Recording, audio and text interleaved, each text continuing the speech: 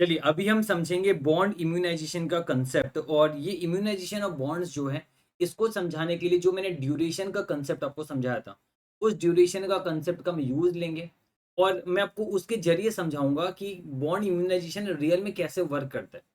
तो आप समझिए, थोड़ा सा टाइम लगेगा, हम बहुत अच्छे से समझ जाएंगे। एंड में आपको पता चलेगा कि हाँ, ये इम्यूनाइजेशन ऑफ बॉन्ड कितना अच्छा कंसेप्ट है और कितनी मजेदार चीज है।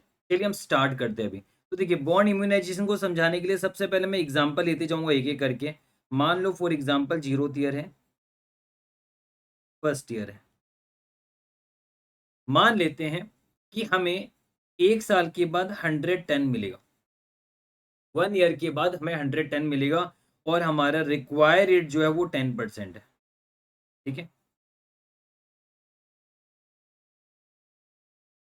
रिक्वायर 10% बोल दो, इसको वाई टी एम भी समझ लो। मान लो वाई टी एम आपका 10% है। वाई टी एम कितना है? 10%। तो अब 110 को 10% से खींचोगे, 110 डिवाइड बाई 1.10, क्योंकि एक सिंगल 110 को खींच रहे हो तो डिवाइड बाई 1.10 करेंगे। तो हमारा ये आ रहा है 100, है ना। ये हमारा 0th ईयर में 100 आ चुका है। ये देखो, 0th ईयर में हमारा 100 आ चुका है। अब अगर हम ड्यूरेशन की बात करें तो ड्यूरेशन कितना है यहाँ पर? अगर हम एवरेज ड्यूरेशन निकालें तो हम क्या बोलेंगे कि देखो, 100 रुपये हम लगा रहे हैं 1 साल के लिए, 1 साल के बाद हमें इंटरेस्ट सहित 110 मिल जाएगा। तो सिंपल सी बात है, यहाँ पर आप ड्यूरेशन जब निकालोगे तो इसका बोलोगे ड्यूरेशन कितना? 1 ईयर है, 1 ईयर ड्यूरेशन है। अब और तो कोई कैश फ्लोस है नहीं, एक ही है। तो एवरेज ड्यूरेशन भी यहाँ पर आपका क्या होगा? 1 ईयर ही होगा। देयरफॉर आप बोलोगे कि एवरेज ड्यूरेशन यहाँ पर कितना है?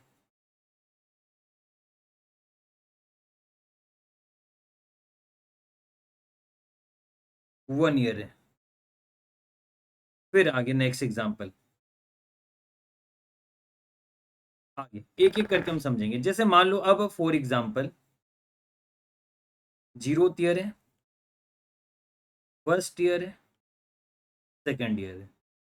फर्स्ट ईयर में मान लो आपको कैश फ्लो मिलेगा 110, सेकंड ईयर में आपको कैश फ्लो मिलेगा 121।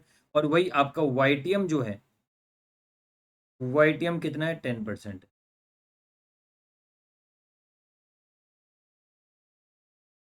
10% है। तो आप यहाँ पर क्या करोगे? ये जो 110 है, चलो मैं ये मिटाई दे रहा हूँ। ये जो 110 है,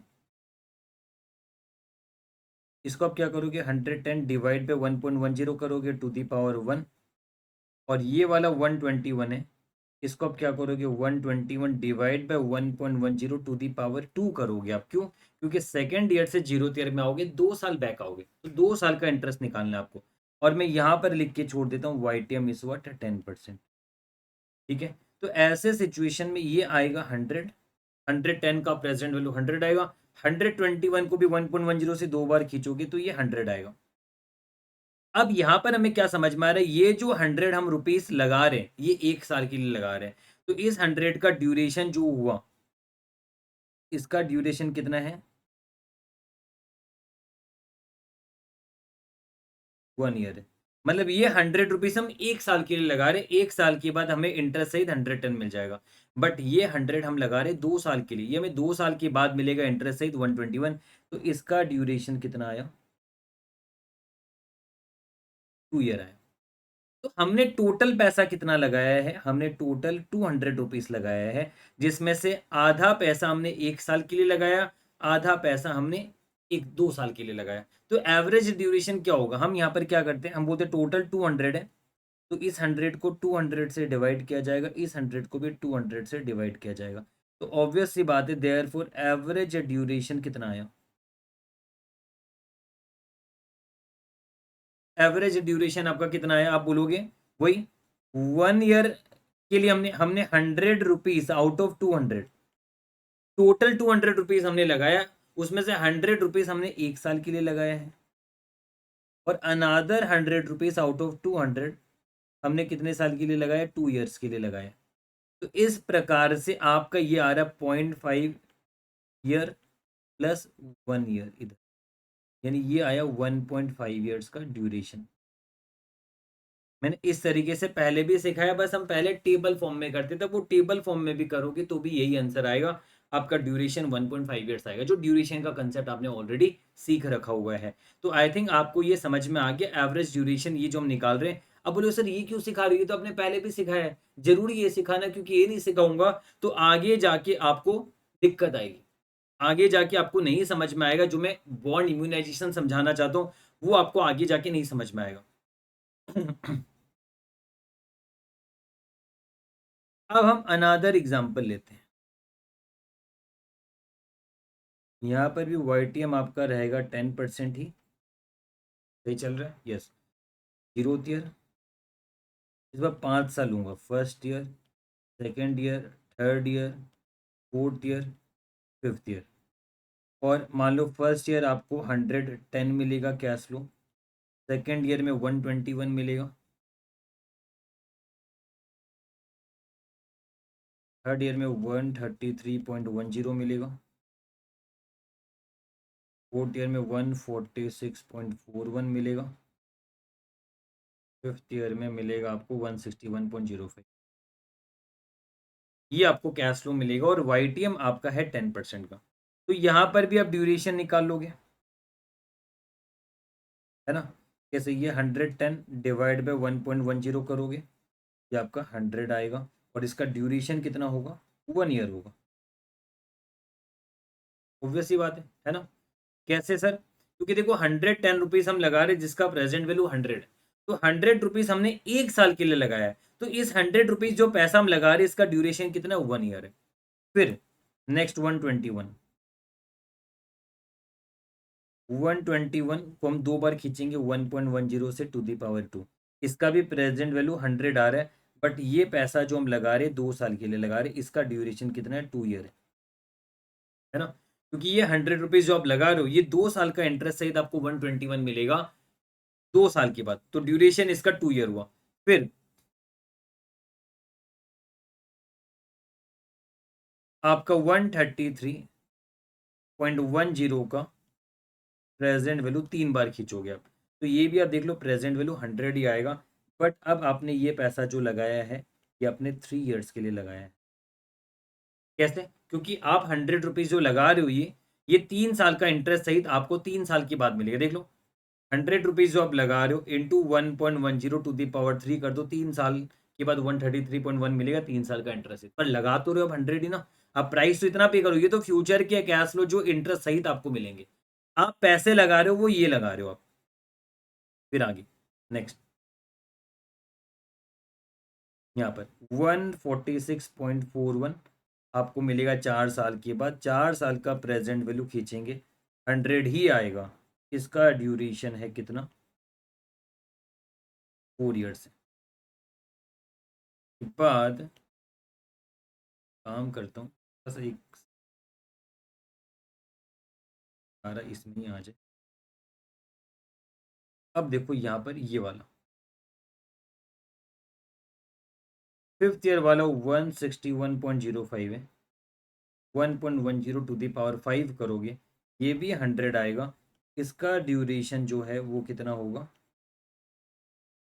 5 ईयर्स होगा।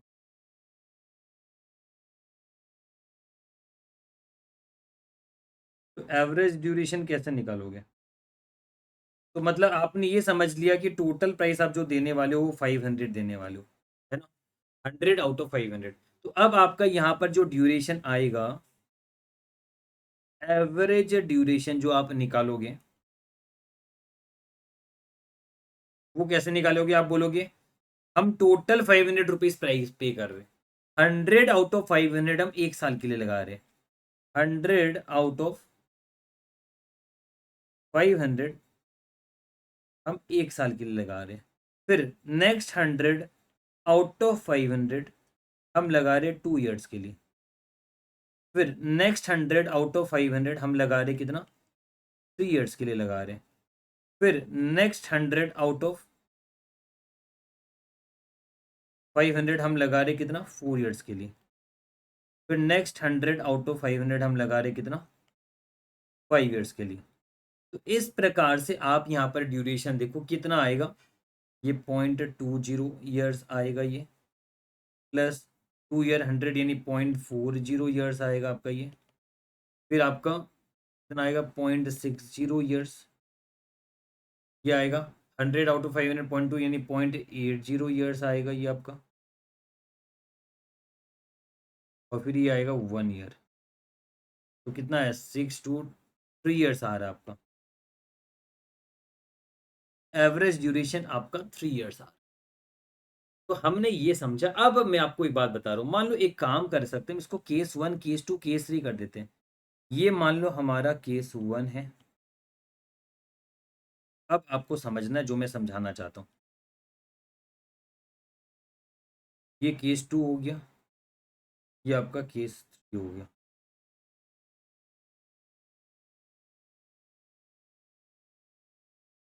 अब देखो मेरी बात ध्यान से सुनो। एवरेज ड्यूरेशन और कुछ नहीं, एक मिडिल पॉइंट, एक मिडिल पॉइंट है।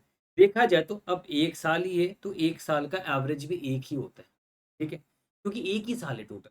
बट अगर आप यहाँ पर देखो कि आपका कुछ पैसा बराबर बराबर मिडिल पॉइंट, बराबर बराबर पैसा 1 साल के लिए लगा और 2 साल के लिए लगा, तो मिडिल पॉइंट कितना है 1.5 ईयर्स ही तो हुआ। अगर आधा पैसा आप 1 साल के लिए लगाओगे, आधा पैसा आप 2 साल के लिए लगाओगे, तो मिडिल पॉइंट क्या होगा 1.5 ईयर्स होगा।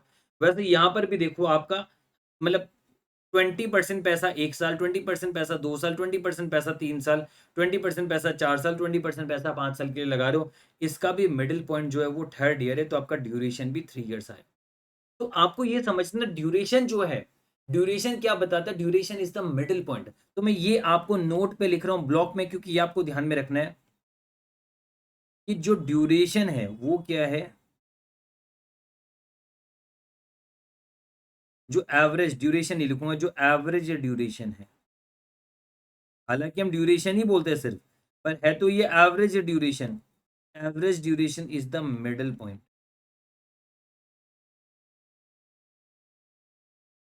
ये एक तरह से देखा जाए तो ये क्या है, ये एक प्रकार का मिडिल पॉइंट है। चलिए ये हमने समझा। अब मैं आपको समझाऊंगा बॉन्ड इम्यूनाइजेशन का मतलब। अब आप मेरी बात ध्यान से सुनो, इसी एग्जाम्पल को हम लेते हैं। चलो इसी को ही मैं एक बार कॉपी करता हूँ फिर से, क्योंकि इसी को ही मुझे समझाना है। कॉपी कर रहा हूँ मैं यहाँ पर।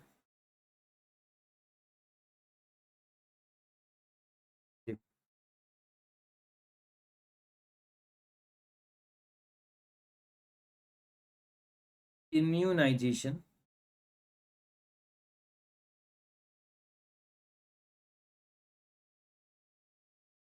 एक्सप्लेनेशन।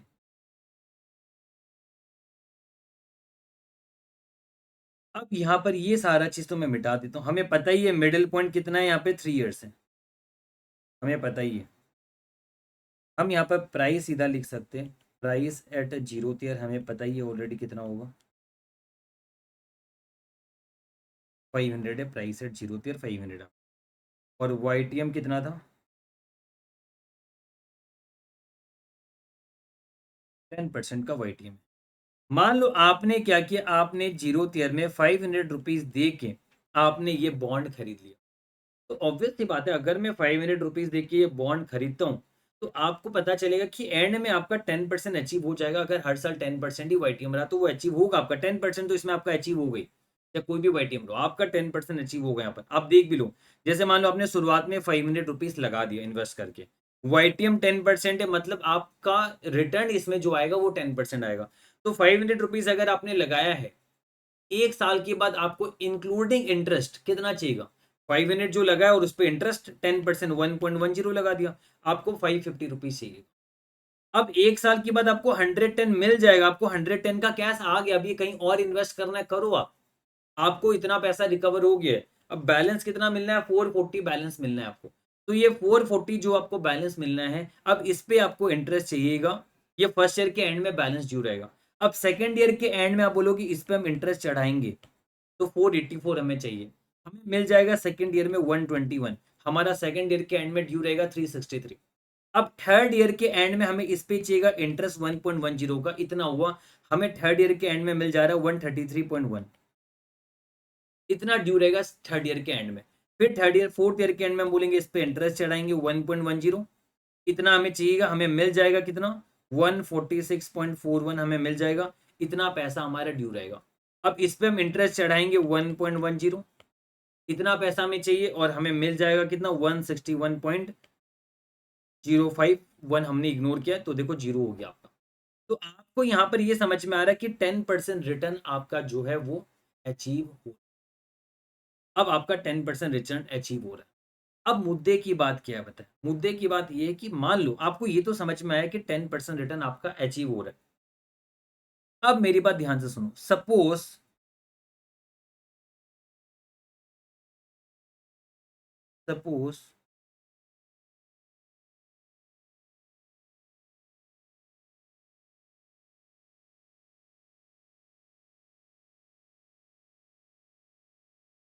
प्रतीक जगाती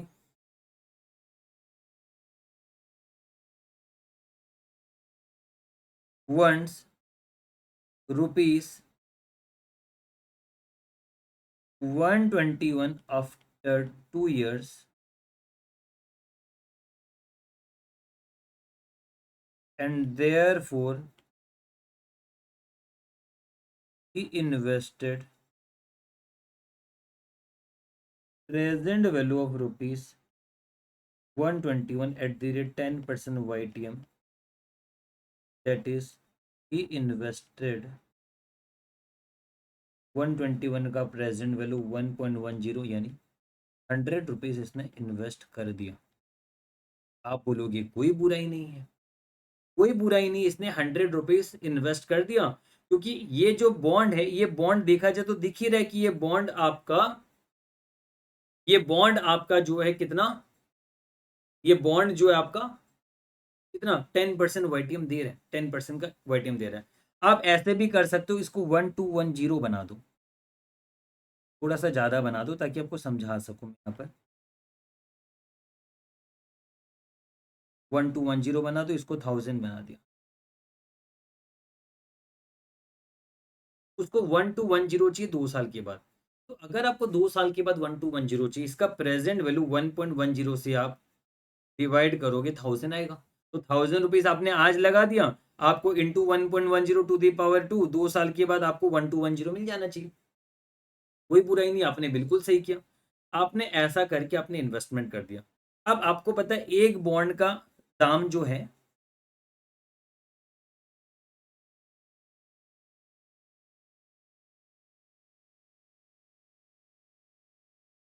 तो बताओ therefore price of one bond कितना है, 500 हमें दिख रहा है। Therefore he purchased 2 bonds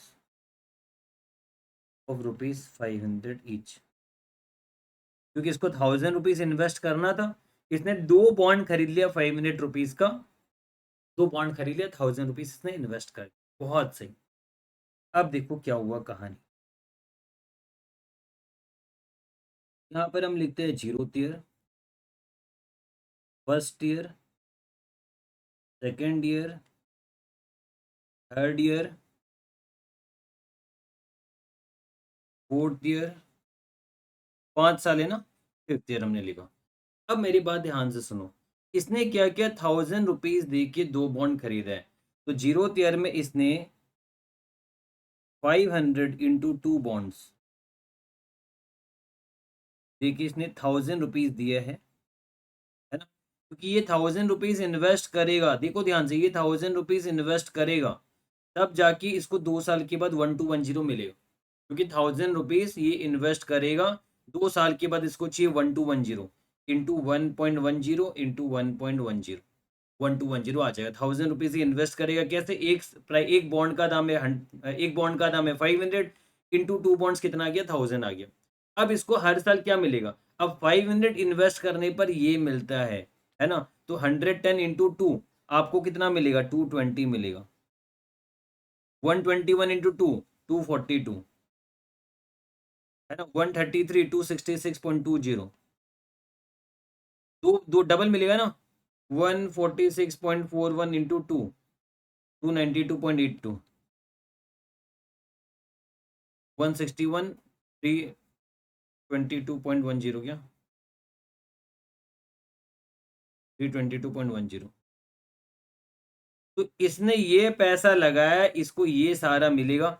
यहाँ पर भी आप चाहो तो भी लिख के छोड़ सकते हो ताकि बाद में आपको कंफ्यूजन ना हो।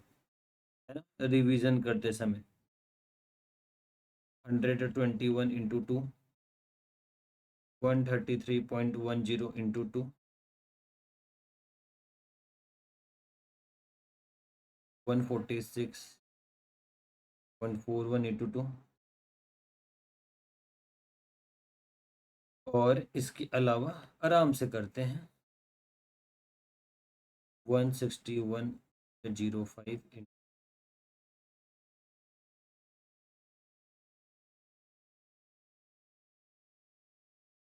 तो आपको ये समझ में आ गया सारा का सारा, ये आपको समझ में आ गया, है ना।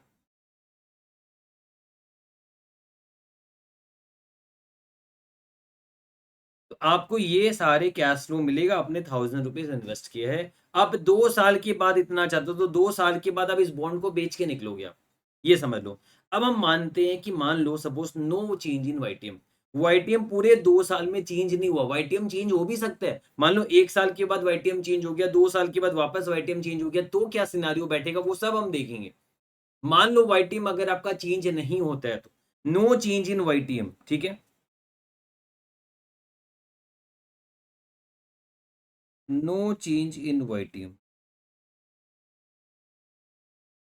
वाई टीम, क्योंकि इसी से अब आपको पता चलेगा कि जो हम पढ़ रहे हैं बॉन्ड इम्यूनाइजेशन उसका कितना बड़ा रोल है। अगर वाई टीम में कोई भी प्रकार का चेंज नहीं हुआ तो क्या होगा, देखो आपने 1000 रुपीज इन्वेस्ट कर दिया, फर्स्ट ईयर के बाद आपको 220 रुपीज मिलेगा।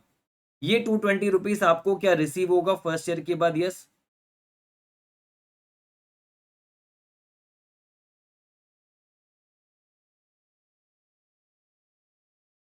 220 आपको फर्स्ट ईयर में रिसीव होगा।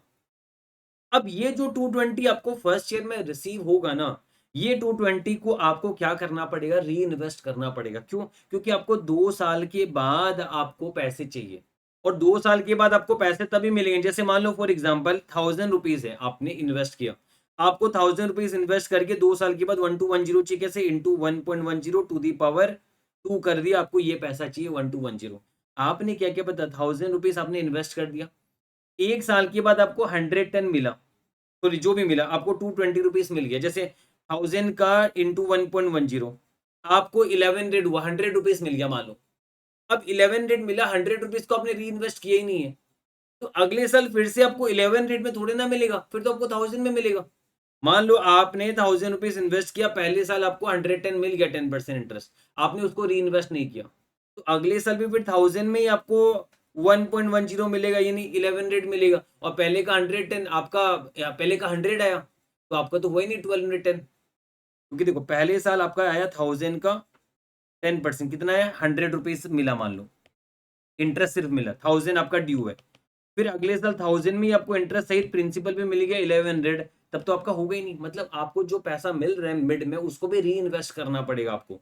तो ये समझ लीजिए आपका क्यूमुलेटिव इफेक्ट जा रहा है यहाँ पर, मतलब 1000 में हम 10% जोड़ रहे, तो ये क्यूमुलेटिव फिगर में अगले साल हम 10% जोड़ रहे हैं, तो मतलब जो इन बिटवीन आपको मैच्योरिटी से पहले जो भी कैश फ्लो मिलेगा वो भी री इन्वेस्ट करना होगा, तब जाके आपका रिटर्न अचीव होगा। तो यहाँ पर हमारा जो 220 आया, हम ये एज्यूम करेंगे कि ये 220 आपका री इन्वेस्ट होगा, 1 साल के बाद जो आपको ये 220 मिलेगा ना, मानेंगे ये री इन्वेस्ट होगा, और ये मानते हैं कि री इन्वेस्ट होगा सेम रेट पे।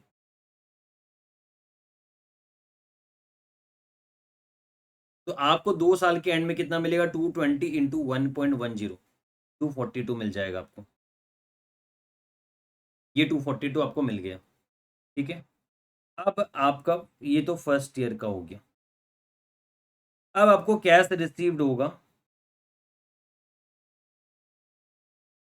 सेकेंड ईयर पे, कौन सा, ये वाला मिलेगा सीधा, कोई दिक्कत नहीं है। अब सेकेंड ईयर के एंड के बाद क्या आप और चलाना चाहते हो, नहीं, आप बोलोगे हम यहीं से विदाई लेते, हम सेकेंड ईयर एंड से ही विदाई लेते, हम यहाँ से अब बेच के निकलेंगे क्योंकि हमारा समय खत्म हुआ, हम 2 साल के लिए इन्वेस्ट करना चाहते थे, तो 2 साल के बाद हमें ये चाहिए, तो हम क्या करेंगे, यहाँ पर हम बेच देंगे, ठीक है।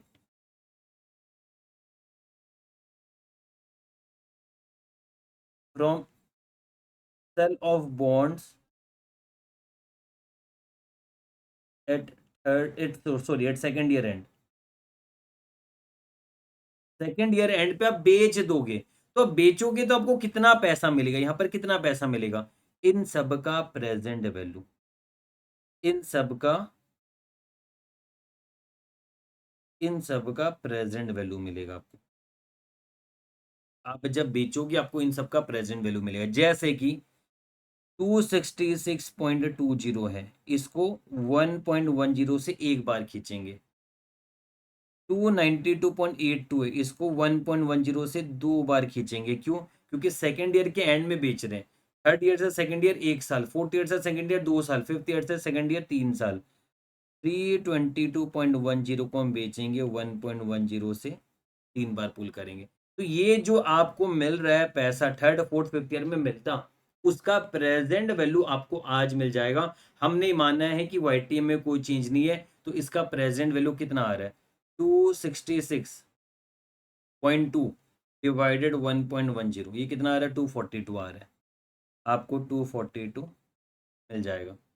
292.82 डिवाइडेड 1.10, एक दो बार करना पड़ेगा, ये भी 242 आ रहा है।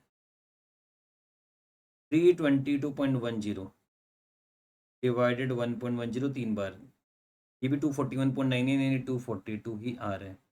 तो ये आपका कितना आया, 242 3 बार, 726 आ रहा है आपका। तो टोटल कितना मिला आपको, है ना।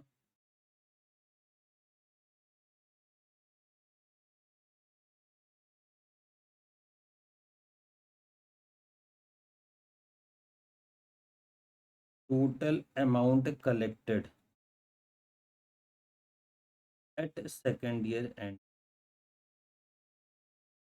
242 प्लस 242 प्लस 720, 1210 आ गया आपका, अचीव्ड हुआ है आपका, है ना। तो आप ये समझ लो यहाँ पर, एक तो आपको फर्स्ट ईयर में जो पैसा मिला वो आपने री इन्वेस्ट कर दिया 1 साल के लिए, सेकेंड ईयर तक के लिए। सेकेंड ईयर में जो पैसा मिला चलो ठीक है मिला, और third year fourth year fifth year में जो मिलता उसका प्रेजेंट वैल्यू में आप बॉन्ड को बेच दोगे, आपको इतना पैसा मिलेगा। कुल मिला के आपका 1210 आ रहा है। तो मतलब हमने ये पाया कि भले ही ये बॉन्ड 5 ईयर्स का मैच्योरिटी का है, भले ही ये बॉन्ड्स 5 ईयर्स का मैच्योरिटी का, लेकिन आप क्या कर सकते हो पता है? आप इसी बॉन्ड को यूज करके 2 साल के लिए इन्वेस्ट कर दो। और वाईटीएम अगर 10% है, तो ऐसे सिचुएशन में 2 साल के बाद आपका 1210 आ जाएगा, और री इन्वेस्ट भी आप किस पे कर रहे हो, 10% में कर रहे हो, और प्राइस भी आपको 10% का प्रेजेंट वैल्यू में मिल जाएगा। क्यों? क्योंकि वाईटीएम में चेंज नहीं हुआ। ये तो तब पॉसिबल है जब वाईटीएम में चेंज नहीं होगा। जैसे अगर सोचो फर्स्ट ईयर के एंड में अगर वाईटीएम चेंज हो जाता, तो क्या आप इस 220 को 10% में री इन्वेस्ट कर पाते? नहीं कर पाते। और वही अगर मान लो सेकेंड ईयर के एंड में वाईटीएम चेंज हो जाता, तो ये जो फ्यूचर के कैश फ्लो है उसको आप 10% से प्रेजेंट वैल्यू में नहीं खींच पाते, क्योंकि किसी को भी आप बेचोगे तो वो तो खरीदेगा ना फ्यूचर कैश फ्लो को, प्रेजेंट जो करंट वाईटीएम है उसे प्रेजेंट वैल्यू में खींचेगा ना, तब जाके आपको मिलेगा। तो अब हम क्या करते हैं, यहां पर जैसे हमने पाया, हमने माना कि ये आपका पहला केस हो गया जहां पर वाईटीएम में चेंज नहीं है। अब हम दूसरा सिनारियो ले रहे हैं, YTM changed by 5%, YTM changed to 6% ले लेता हूँ आफ्टर एट फर्स्ट ईयर। हमने ये माना कि YTM जो है ना वो 6% से चेंज होके 6% हो गया। जो पहले 10% था, 1 साल के बाद ये 6% हो गया। तो ठीक है, अब हम देखते हैं यहाँ पर, तो यहाँ पर हम देखेंगे वही वापस से लिखेंगे, zero year, first year, second year, third year, fourth year, fifth year. अब देखना कहानी कैसे बदलेगी। जबकि वाईटीएम अब आपका चेंज हो गया, 1 साल के बाद 6% हो गया। आपने 1000 रुपीज इन्वेस्ट किया है जीरो ईयर में, ये आपको दिख रहा है यहाँ पर 1000 किया है, और आपको मिलेंगे 220, 242, 266.20, दो बॉन्ड का 292.82 322.10, क्योंकि आपने दो बॉन्ड खरीदा है ना। 1000 रुपीज दे के आपको ये मिलेगा, इंटू टू कर दिया हमने कैश फ्लो को, ये वाला मिलेगा आपको। अब देखो यहाँ पर, अब मुझे बताओ, कैश रिसीव्ड होगा आपका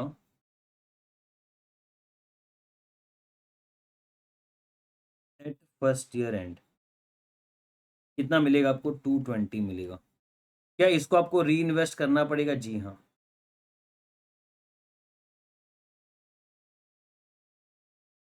जी हाँ, आप इसको री इन्वेस्ट करोगे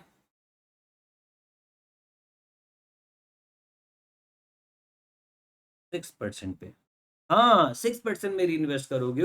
एक साल के बाद वाईटीएम अब हो चुका है कितना?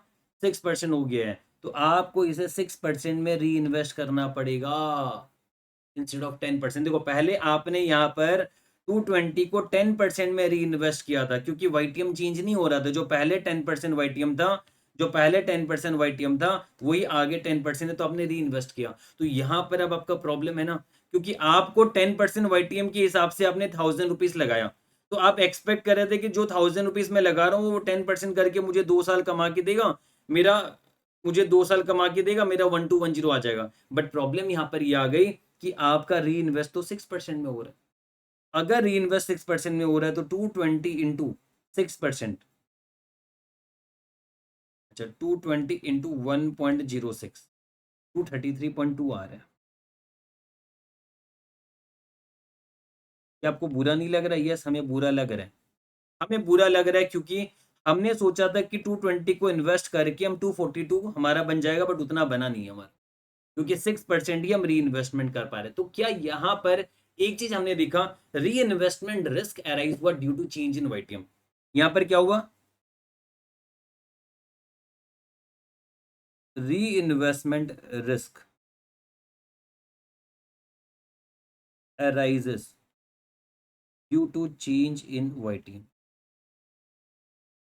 क्योंकि आपका एक रिस्क निकल के आया, री इन्वेस्टमेंट रिस्क।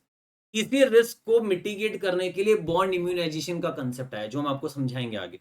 तो यहां पर आपने देखा ना कि री इन्वेस्टमेंट जो हम करते हैं, अगर आपको इन बिटवीन मैच्योरिटी से पहले आपको कोई भी कैश फ्लो मिलता है और अगर वाईटीएम आपका गिर जाता है, तो वहां पर क्या री इन्वेस्टमेंट रिस्क अराइज हो जाता है आपका। चलो ये हमने देखा। अब आगे हम देखते हैं, अब कैश रिसीव्ड हुआ आपका क्या एट सेकेंड ईयर एंड, वह है यस 242। अब क्या हम सेकेंड ईयर के एंड में इसको बेच देंगे? यस, हम इसको बेच देंगे। तो इसको बेचेंगे तो हम इसको क्या करेंगे, ये जो कैश फ्लोज है इसको हम बेचेंगे, है ना। तो इसका प्रेजेंट वैल्यू हमें प्राइस मिलेगा, है ना।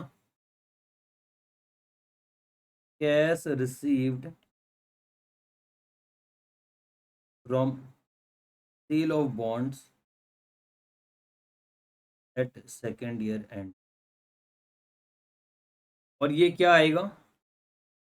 जो 266.20 आपको मिलेगा, इसको प्रेजेंट वैल्यू में खींचेंगे किस रेट से? जो आपका वाईटीएम आप एक साल के बाद तो 6% ही हो गया है, तो हम मान लेंगे सेकेंड ईयर एंड में भी 6% है, तो 1.06 to the power 1 plus 292.82 divide by 1.06 to the power 2 plus 322.10 divide by 1.06 to the power 3। ये अब आपको प्राइस मिलेगा, ये प्राइस आपको मिलेगा, मतलब इन सब का प्रेजेंट वैल्यू किससे खींचोगे? 10% से नहीं खींचोगे, 6% से खींचोगे, ये आपको प्राइस मिलेगा। तो अब देखते हैं हम इसको करके, 266.20 डिवाइडेड बाई 1.06, कितना आ रहा है? 251.13 आ रहा है। 292.82 डिवाइडेड 1.06 टू दी पावर 2, 260.61 आ रहा है।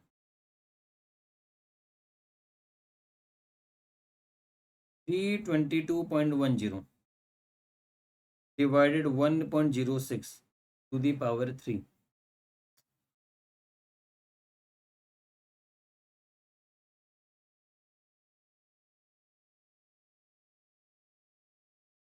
270.44 क्या है? तो आपको इतना पैसा मिलेगा, कितना मिलेगा मुझे बताओ? 251.13 प्लस 260.61 प्लस 270.4 782.18 कितना आ रहा है? 782.18 आ रहा है। वही अगर आप इसको 10% से खींचते ना, देखो अगर आपका वाईटीएम चेंज नहीं होता तो आप ऐसे सिचुएशन में फ्यूचर के कैश फ्लो को, प्राइस निकालने के फ्यूचर को कैश फ्लो को आप 10% से खींचते, उतना आपको पैसा मिल जाता किसी भी दूसरे पार्टी से जो खरीदता है इसको। अगर 10% वाईटीएम होता तो वो कैश फ्लो का 10% से आपको दे देता। तो ऐसे सिचुएशन में तो आपका 726 याद, आप करके देख लो। आप 266.2 ये हमने किया हुआ तो पहले वाले में। अगर अब ये कैश फ्लो को 10% से खींचते तो आपका 726 आता, बट वही आपने इसको 6% से खींचा तो आपका ज्यादा आ रहा है। मतलब यहां पर प्राइस रिस्क, प्राइस रिवार्ड मिला आपको due to change in YTM, due to decrease in YTM. यहां पर आपका, यहां पर जैसे ये डिक्रीज हुआ था वाईटीएम, देखो री इन्वेस्टमेंट रिस्क अराइज होता है जब वाईटीएम डिक्रीज होता है, लेकिन आपको ये पता चल रहा है कि प्राइस रिवार्ड अराइज होता है, प्राइस रिवार्ड अराइज होता है due to decrease in YTM. तो आपको ये चीज समझ में आया? अच्छा, में एक चीज समझ में आया कि जब कभी भी वाईटीएम में चेंजेस आता है ना, एक फैक्टर से तो फायदा मिलता है, एक फैक्टर से नुकसान मिलता है। जी हाँ, देखो जब आपका वाईटीएम 10% था पहले और कोई भी चेंज नहीं हुआ वाईटीएम में, वाईटीएम में कोई भी चेंज नहीं हुआ, तो ऐसे सिचुएशन में ना ही री इन्वेस्टमेंट में कोई रिस्क आया और ना ही प्राइस में कोई रिस्क आया। No reinvestment risk, no price risk. when there is no change in YTM, there is no reinvestment risk, there is no price risk। क्योंकि री इन्वेस्टमेंट करने पर भी 10% मिल गया आपको और आपका प्राइस भी 10% से आपने खींच लिया। लेकिन आपने पाया कि जब आपका वाईटीएम गिरा, जब आपका वाईटीएम गिरा तो री इन्वेस्टमेंट रिस्क अराइज हुआ, री इन्वेस्टमेंट रिस्क अराइज हुआ और प्राइस रिवार्ड अराइज हुआ। मतलब एक फैक्टर में नुकसान, एक फैक्टर में फायदा होगा ही, वो तो होना ही है। देखो जब आपका वाईटीएम गिरेगा तो री इन्वेस्टमेंट रिस्क आएगा, क्योंकि फिर अब जो आपको बिटवीन में कुछ भी पैसे मिलेंगे उसको आप री इन्वेस्टमेंट करोगे तो आपको कम पैसा मिलेगा। लेकिन वही जब आप बेचोगे तो फ्यूचर के कैश फ्लो को आप कम रेट से खींचो।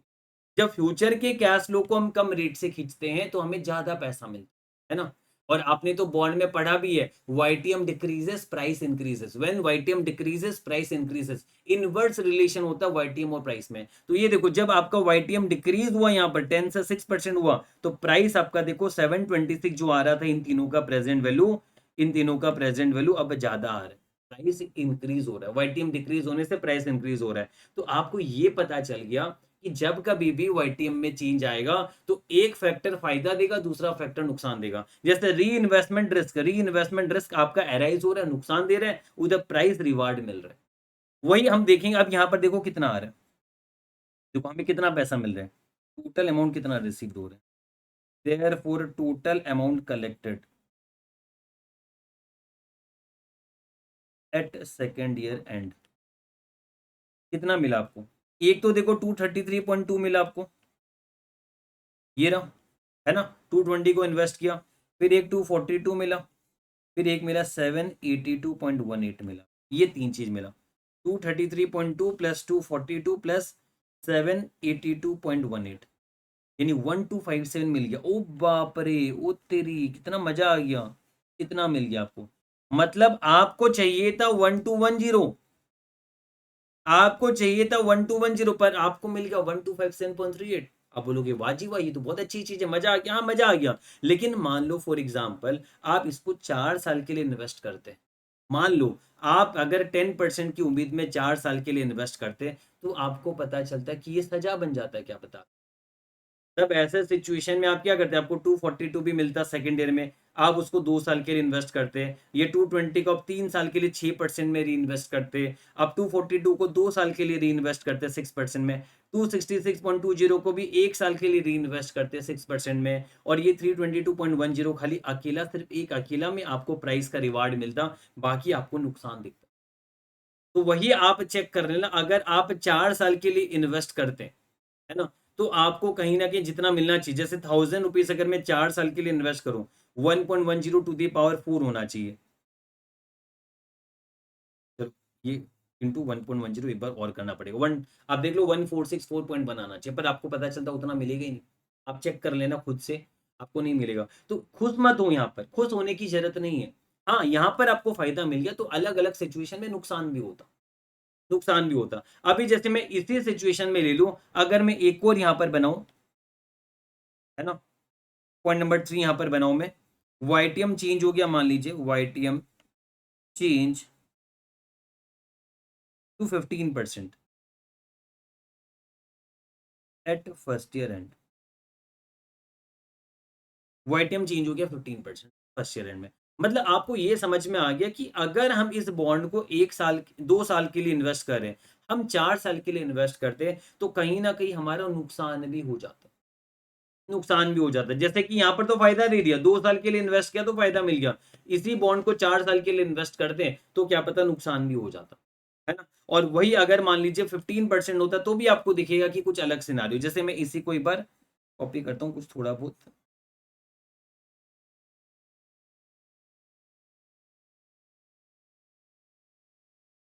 देखते हैं 15% होने पर क्या होता।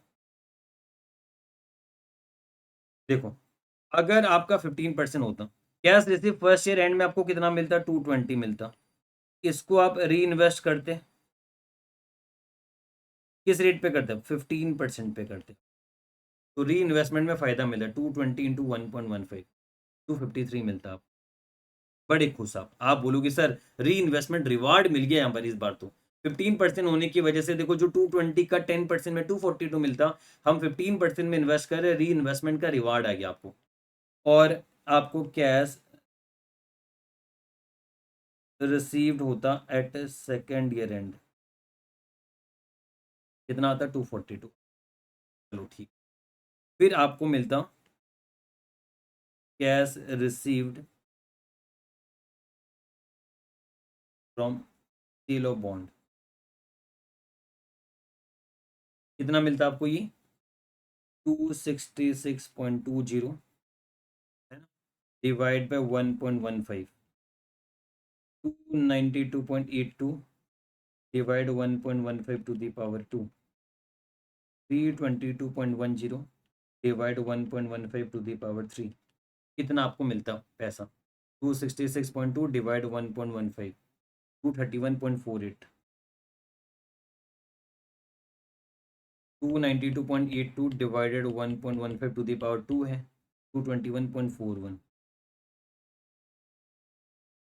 322.10 डिवाइड 1.15, एक दो 211.78, 79 भी लिख सकते हैं क्योंकि 5 है उसके बाद, फिर भी 78 ही लिख रहा हूँ मैं।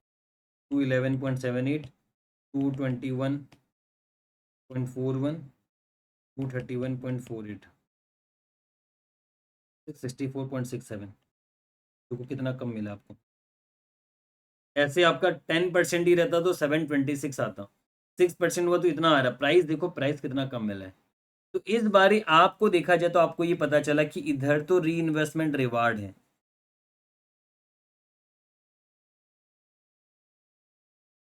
लेकिन आपका प्राइस रिस्क है इधर। कितना आया आपका टोटल, 253 प्लस 242, 664.67, ये आया 1159.67 आया।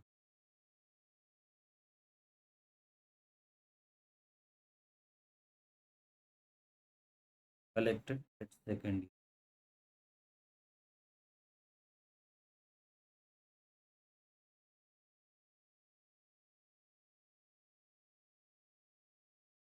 ये लेस देन 1210 था, इधर ये मोर देन 1210 है ना, और इधर इक्वल टू 121। तो आपने ये पाया यहाँ पर कि जब वाईटीएम गिरता है तो आपका फायदा या नुकसान भी हो सकता है। अगर आप वाईटीएम जब गिरता है, अगर आप शॉर्टर पीरियड के लिए लगाओगे तो फायदा हो सकता है, क्योंकि प्राइस रिवार्ड मिल जाता है आपको। ज्यादा फ्यूचर के कैश फ्लो है वो आपको प्राइस रिवार्ड दे देगा, आपको फायदा हो जाएगा। बट वही अगर आप लॉन्गर 4 साल के लिए यहाँ पर लगा देते हैं तो प्राइस रिवार्ड बहुत कम मिलता है ना। देखो यहाँ पर आपने 2 साल के लिए इन्वेस्ट किया तो री इन्वेस्टमेंट रिस्क में आपका नुकसान हुआ, बट प्राइस रिवार्ड बहुत मिल गया क्योंकि 3 साल और बचे हुए थे, 3 साल के कैश फ्लो में प्राइस रिवार्ड अच्छा खासा मिल गया, तो उस वजह से आपका ज्यादा अचीव हो गया। बट वही जब 15% हुआ तो आपको री इन्वेस्टमेंट रिवार्ड बस थोड़ा सा ही मिला, है ना, लेकिन प्राइस 3 अलग अलग साल का बॉन्ड था तो प्राइस रिस्क आपका बहुत हुआ आ गया। लेकिन अगर आप किसी के मिडिल पॉइंट में पैसा लगाते, मिडिल आपका जो ड्यूरेशन होता है इन्वेस्टमेंट, जैसे आपने यहां पर ड्यूरेशन ऑफ इन्वेस्टमेंट कितना रखा, 2 साल रखा आपने duration of investment, duration of investment आपने 2 साल रखा। अगर आपका ड्यूरेशन ऑफ इन्वेस्टमेंट कोई मिडिल पॉइंट होता तो मिडिल पॉइंट होने से क्या होता पता है, प्राइस रिस्क और री इन्वेस्टमेंट रिवार्ड आपस में ऑफसेट हो जाते हैं। क्योंकि आपने तो पाए यहां पर कि देखो यहां पर आप अगर देखोगे, यहां पर अगर आप देखोगे 6% हुआ तो री इन्वेस्टमेंट में लॉस हुआ, बट प्राइस में रिवार्ड मिल गया। इधर अगर आप देखोगे री इन्वेस्टमेंट में रिवार्ड मिला तो प्राइस में रिस्क आ गया। तो क्यों ना आपको एक मिडिल पॉइंट पकड़ लो। अगर वो मिडिल पॉइंट पकड़ लोगे तो जितना आपका प्राइस में नुकसान होगा उतना री इन्वेस्टमेंट रिवार्ड दे देगा, या जितना री इन्वेस्टमेंट में रिस्क होगा उतना प्राइस आपको रिवार्ड दे देगा। तो क्या आपको एक मिडिल पॉइंट नहीं पकड़ लेना चाहिए।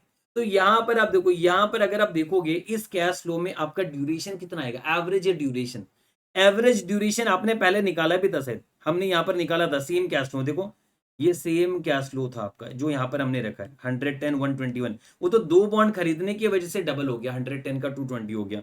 तो हमने तो यहाँ पर निकाला ही है कि यहाँ पर देखो ये कैश फ्लो में आपका जो ड्यूरेशन आ रहा है, ड्यूरेशन 3 ईयर्स है, मतलब अगर ड्यूरेशन 3 ईयर्स है, और ड्यूरेशन क्या बताता है, मिडिल पॉइंट बताता है। ड्यूरेशन जो बताता है वो एवरेज ड्यूरेशन बताता है, और एवरेज ड्यूरेशन यानी मिडिल पॉइंट बताता है। मतलब कि अगर ये बंदा जो है प्रतीक जगाती, ये 1210 उसको चाहिए जो भी चाहिए, ये अगर 3 साल के लिए इन्वेस्टमेंट करता है ना यहाँ पर, क्योंकि ड्यूरेशन इसका 3 साल है, अगर ये 3 साल के लिए इन्वेस्टमेंट करता तो ऐसे सिचुएशन में वो मिडिल पॉइंट होता, और वैसे सिचुएशन में 6% हो या फिर 10 15% हो, डजन मैटर। तो हम यहां पर ये बोलेंगे कि आपको ये समझना है, टू इम्यूनाइज द बॉन्ड, आपका जो ड्यूरेशन होना चाहिए इन्वेस्टमेंट का वो इक्विवेलेंट होना चाहिए, वो इक्विवेलेंट होना चाहिए किसके, एवरेज ड्यूरेशन के बराबर आपका जो इन्वेस्टमेंट होना चाहिए।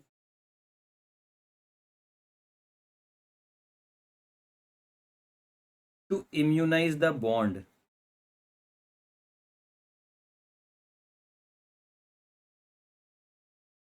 We have to invest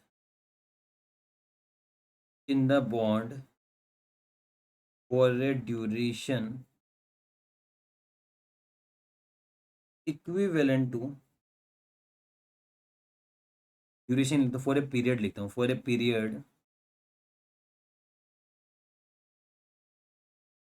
equivalent to average duration which is the middle point,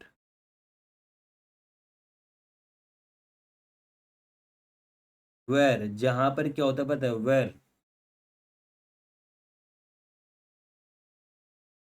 price risk and reinvestment risk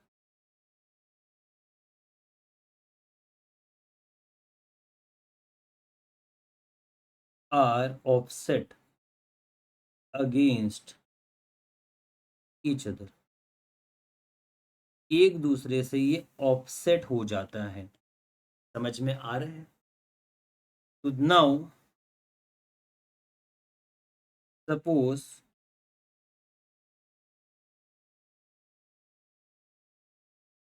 Prateek Jagati invested ₹1000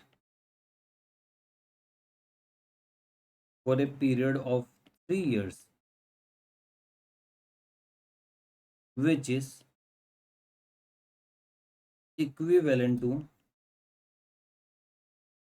average duration। ठीक है, YTM at the time of investment is 10%।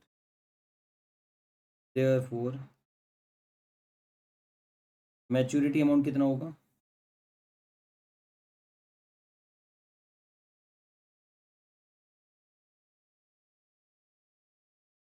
Maturity amount after 3 years कितना होगा?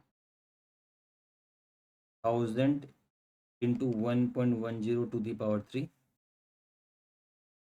क्योंकि 1000 लगाया है 3 साल के लिए, 1331। हम प्रूफ करेंगे अभी।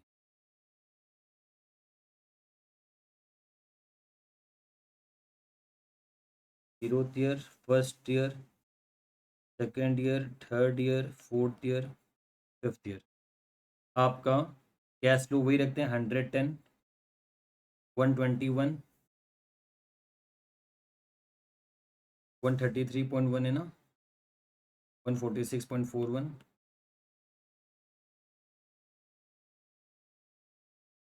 लिखना है क्यों? ऊपर से कॉपी कर लेता हूँ, लिखा हुआ जो है ऊपर।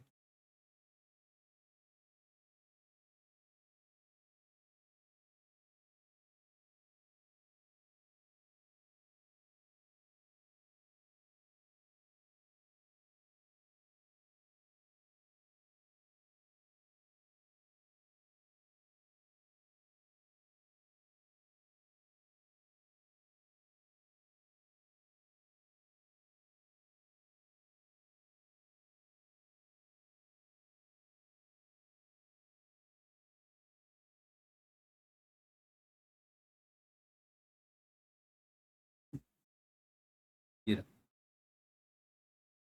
आपने 1000 रुपीज लगाया, मतलब 2 बॉन्ड खरीदा 5 मिनट का, वही कैश फ्लो रखा है हमने। ठीक है, तो अब देखो, वन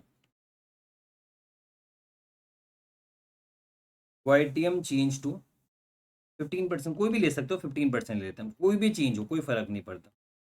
इस बार देखना, जब YTM चेंज होगा 15% से, 10% से 15% हो गया YTM, उसके बावजूद भी आपका देखना री इन्वेस्टमेंट रिस्क और प्राइस रिस्क ऑफसेट होगा, उसके बावजूद भी आपका क्या होगा पता है? आपका उतना ही अचीव होगा जितना आपको चाहिए, 1331 चाहिए ना, उतना ही आपका अचीव होगा। क्यों? क्योंकि जो ड्यूरेशन है बॉन्ड का, इस बॉन्ड का जो ड्यूरेशन है वो 3 ईयर्स है, और हमने 3 ईयर्स के लिए ही पैसा लगाया है। मतलब अगर आपका जो बॉन्ड का एवरेज ड्यूरेशन है, उतना ड्यूरेशन के लिए अगर आप पैसा लगाओगे तो आपका रिस्क नहीं है, आपका बॉन्ड जो है इम्यूनाइज हो जाएगा। और यहां पर जबकि प्रतीक जगाती ने 3 ईयर्स के लिए पैसा लगाया, और बॉन्ड का duration which is equivalent to average duration है, बॉन्ड का ड्यूरेशन भी 3 ईयर्स है, तो यहां पर आपका जो है, यहां पर आपका जो है वो ऑफसेट हो जाएगा।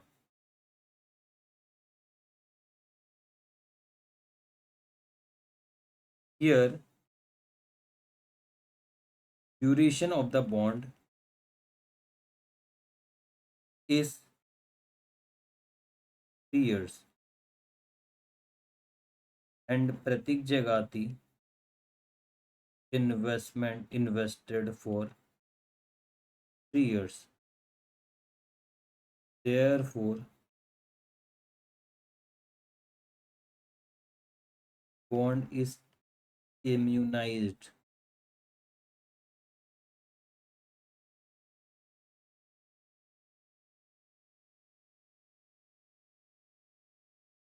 अब प्रूफ की बात करें,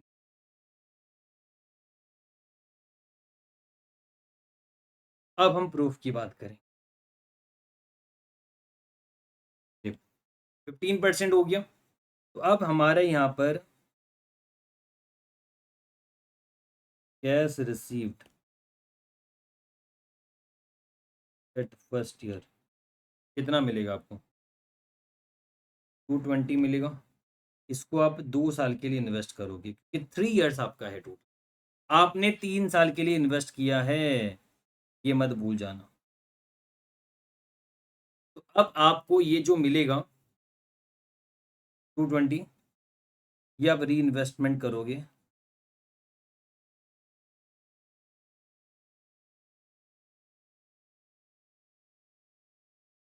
थर्ड ईयर तक। इस बार मत बोलना कि हम सेकेंड ईयर तक करेंगे। क्यों थर्ड ईयर तक करेंगे? क्योंकि आपका ड्यूरेशन ही 3 ईयर्स है। तो आपका यहाँ पर आएगा ये 220 इंटू 1.15 टू दी पावर 2, क्योंकि फर्स्ट ईयर में मिला है आपको, फर्स्ट ईयर से लेके थर्ड ईयर तक। है ना, 2 साल। तो 220 × 1.15 टू द पावर 290.95 आ रहा है।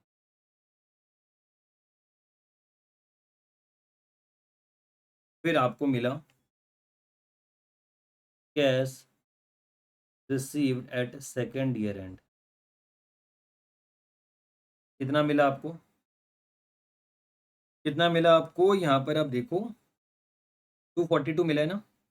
कब मिला? सेकेंड ईयर के एंड में। तो ये आप 1 साल के लिए री इन्वेस्ट करोगे।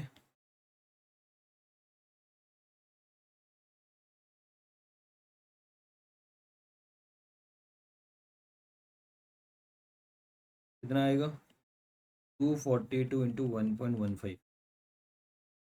242 सेकेंड ईयर के एंड में मिला, वहां से लेके थर्ड ईयर तक 278.3 आ रहा है।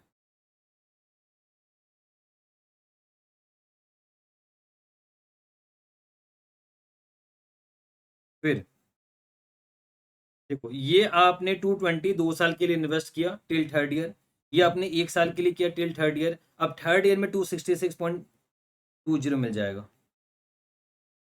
कैश रिसीव्ड एट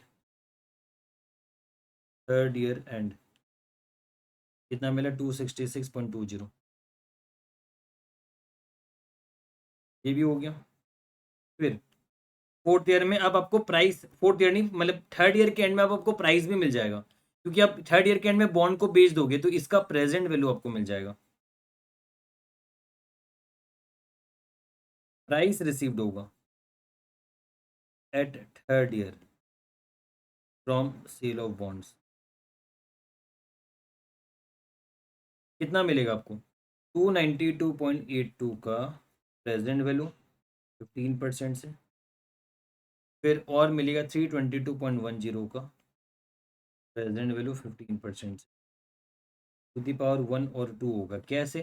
क्योंकि थर्ड ईयर के एंड में बेचोगे, इसको एक बार खींचोगे, इसको 2 बार खींचोगे, है ना। क्योंकि फोर्थ ईयर से थर्ड ईयर एक बार खींचा, फिफ्थ ईयर से थर्ड ईयर 2 साल होता है, 2 बार खींचा हमने। तो कितना आ रहा है? 292.82 डिवाइडेड बाई 1.15, एक बार 254.63।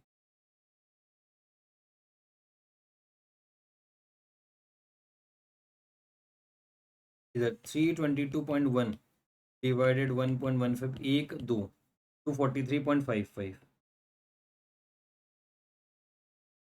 कितना आ रहा है? प्लस 254.6, 498.18 आ रहा है।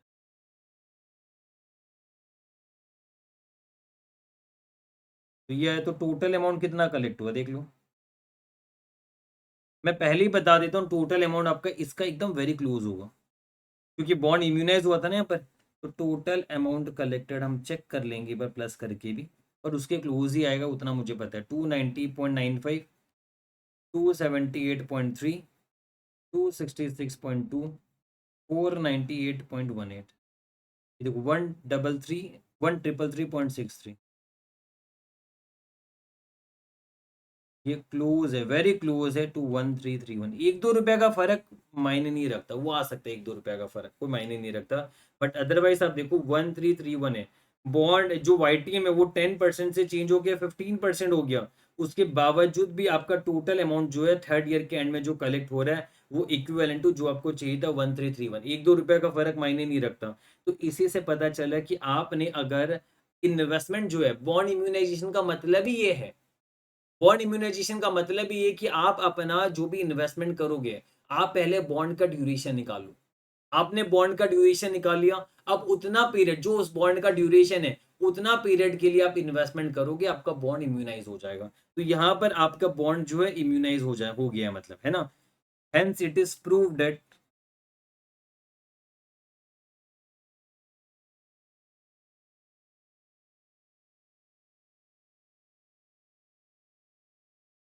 bond is immunized and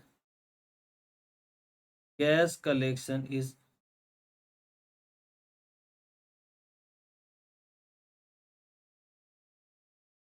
despite YTM change from 10% to 15%. YTM being change from 10% to 15%। Prove हुआ हमारा कि हमारा कैश कलेक्शन आपका डिजायर ही इक्विवेलेंट हो, है ना। अब यहाँ पर आप एक और प्रूफ ले सकते हो, आप चाहो तो एक और प्रूफ कर सकते हो।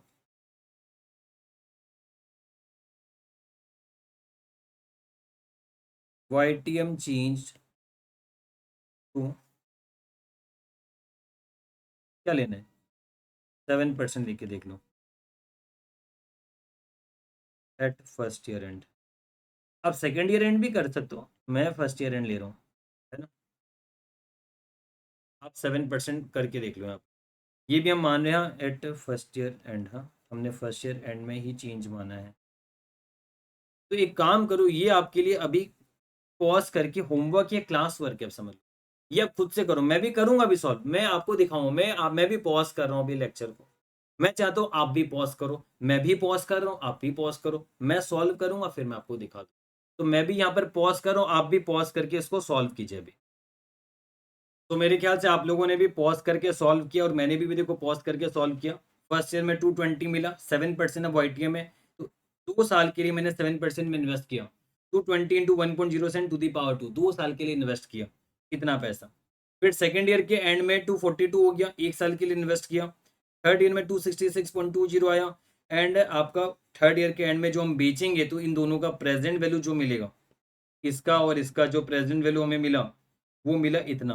तो आपका टोटल 1331 के वेरी क्लोज आ रहा है, 1 रुपया का फर्क है, डजेंट मैटर। तो यहाँ पर हमने ये प्रूव कर दिया, प्रूव्ड हो गया दैट बॉन्ड इज इम्यूनाइज्ड। तो ये कंसेप्ट जो मुझे आपको समझाना था मैंने समझा दिया। तो आपको यहाँ पर अब बॉन्ड इम्यूनाइजेशन में यही आपको पता चला है, इसका कंसेप्ट ये समझ में आया है आपको। अब ये जरूरत नहीं है, ये मैं नहीं पढ़ाता तो भी चल जाता, लेकिन फिर आपको लगता कि कुछ एक रट्टाबाजी टाइप हो रहा है, आपको फिर मजा नहीं आता। और एग्जाम में कई कई बार क्या पता आपको कुछ MCQ टाइप के क्वेश्चन या कोई प्रैक्टिकल क्वेश्चन आ जाता, जहां पर फिर आपको मुश्किलें आ जाती। तो हमने इसको इतना बेहतर तरीके से बारीकी से हमने अब इसको समझा। अब आपको क्लैरिटी आ गया कि हाँ सर, अब हमें क्लैरिटी है कि अगर हम जो बॉन्ड का ड्यूरेशन है उतना पीरियड के लिए अगर हम इन्वेस्टमेंट करते हैं, तो ऐसे सिचुएशन में बॉन्ड हमारा इम्यूनाइज हो जाता है, जहां पर री इन्वेस्टमेंट रिस्क और प्राइस रिस्क जो है वो ऑफसेट हो जाता है, जो कि मैंने ऊपर लिखा भी दिया था। ये देखो, ये आपको ध्यान में रखना है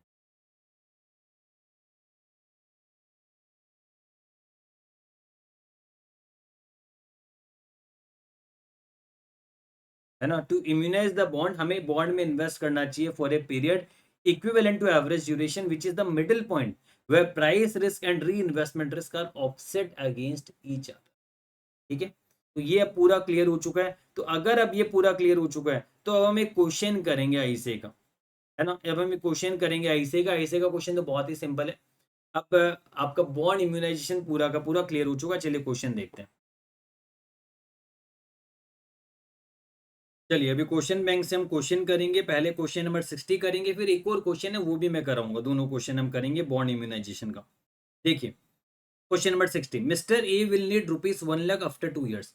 2 साल के बाद, after a period of 2 years, इसे 1 लाख रुपीज चाहिएगा, for which he wants to make one time necessary investment now. तो क्या आज ही 1 लाख रुपीज इन्वेस्ट करेगा? नहीं, 1 लाख तो इसे 2 ईयर्स के बाद चाहिए। तो आज ही इन्वेस्टमेंट कितना करेगा? 1 लाख का प्रेजेंट वैल्यू।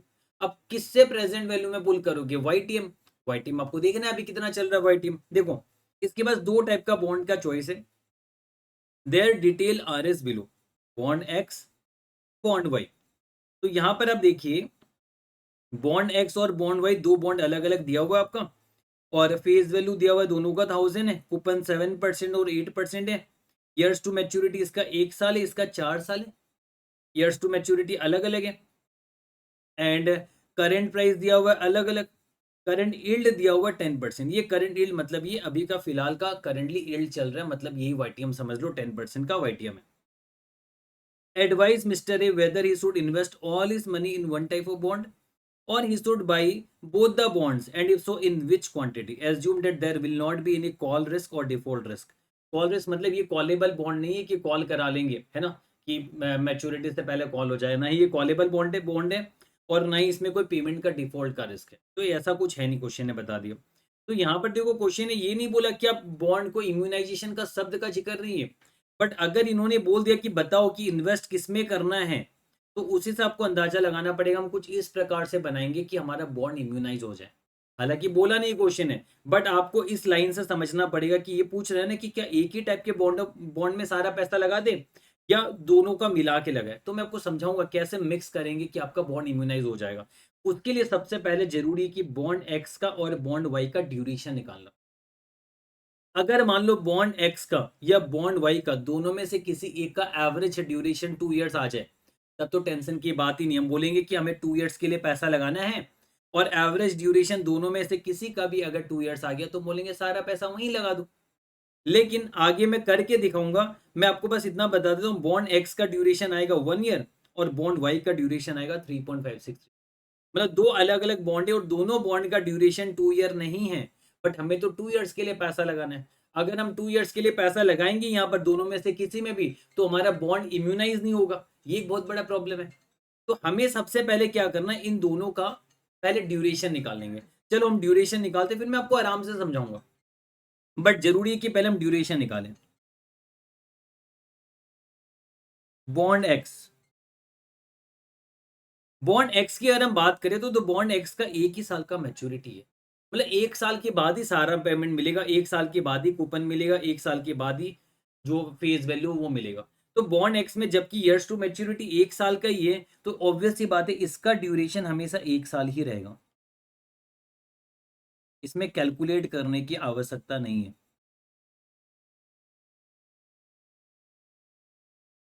इसका 1 ईयर ही रहेगा।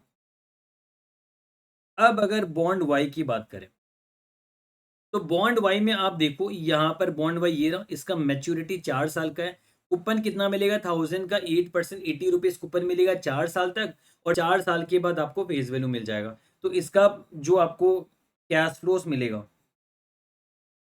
पहले ईयर्स की बात करें, 1 2 3 4, और कैश फ्लोस की बात कर लेते हैं। कितना मिलेगा, 80 रुपीज करके मिलेगा, 1000 का 8%, 80 और यहाँ पर 80 भी मिलेगा प्लस 1000 भी मिलेगा, यानी यहाँ पर 1080 हो जाएगा, है ना। ये कैश फ्लोस हो गया आपका। अब प्रेजेंट वैल्यू फैक्टर्स हम कैश फ्लोस को खींचते हैं। प्रेजेंट वैल्यू में खींचेंगे ना कैश फ्लोस को, ड्यूरेशन मैंने पहले भी आपको सिखाया हुआ एकदम अच्छे से। पीवी फैक्टर यहाँ पर दिया हुआ नहीं है। अगर दिया हुआ रहेगा तो हमेशा दिया हुआ का ही इस्तेमाल करोगे। यहाँ पर जबकि पीवी फैक्टर दिया हुआ नहीं है, तो हम क्या करेंगे, 1/1.10, 0.909, 0.826, 0.751, 0.683।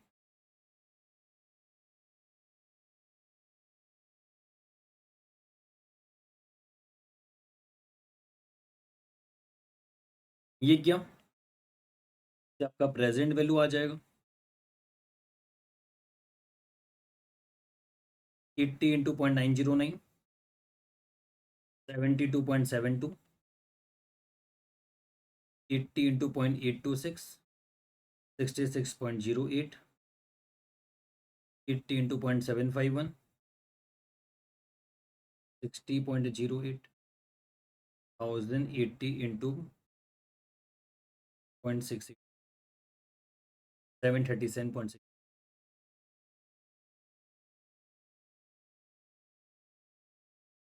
ये आ रहा है कितना, 72.72, 66.08, 60.08, 737.6, 936.52 आ रहा है आपका प्राइस। तो मैंने ड्यूरेशन ऑफ द बॉन्ड निकालने का दो तरीका बताया था आपको, अगर याद होगा तो। प्रोडक्ट करके भी करते थे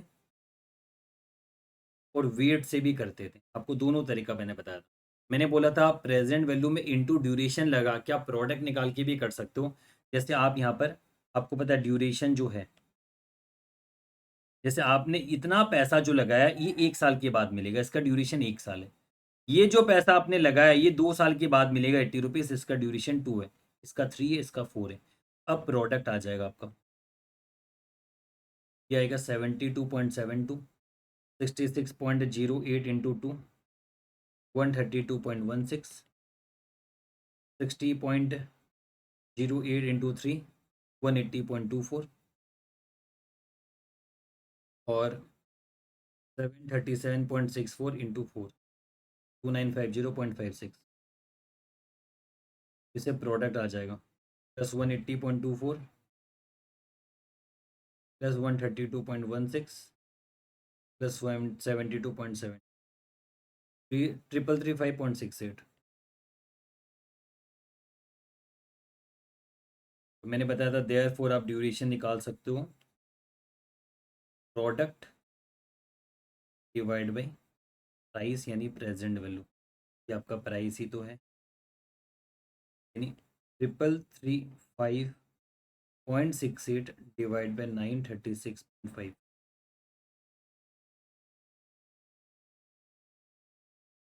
3.5617 है तो 3.562 ईयर्स मान, ये आपका ड्यूरेशन। हम देख भी लेते हैं इनका कितना है, इनका 3.563 आया, हमारा 3.562 आया, चलेगा, इन्होंने प्रोपोर्शनेट तरीके से।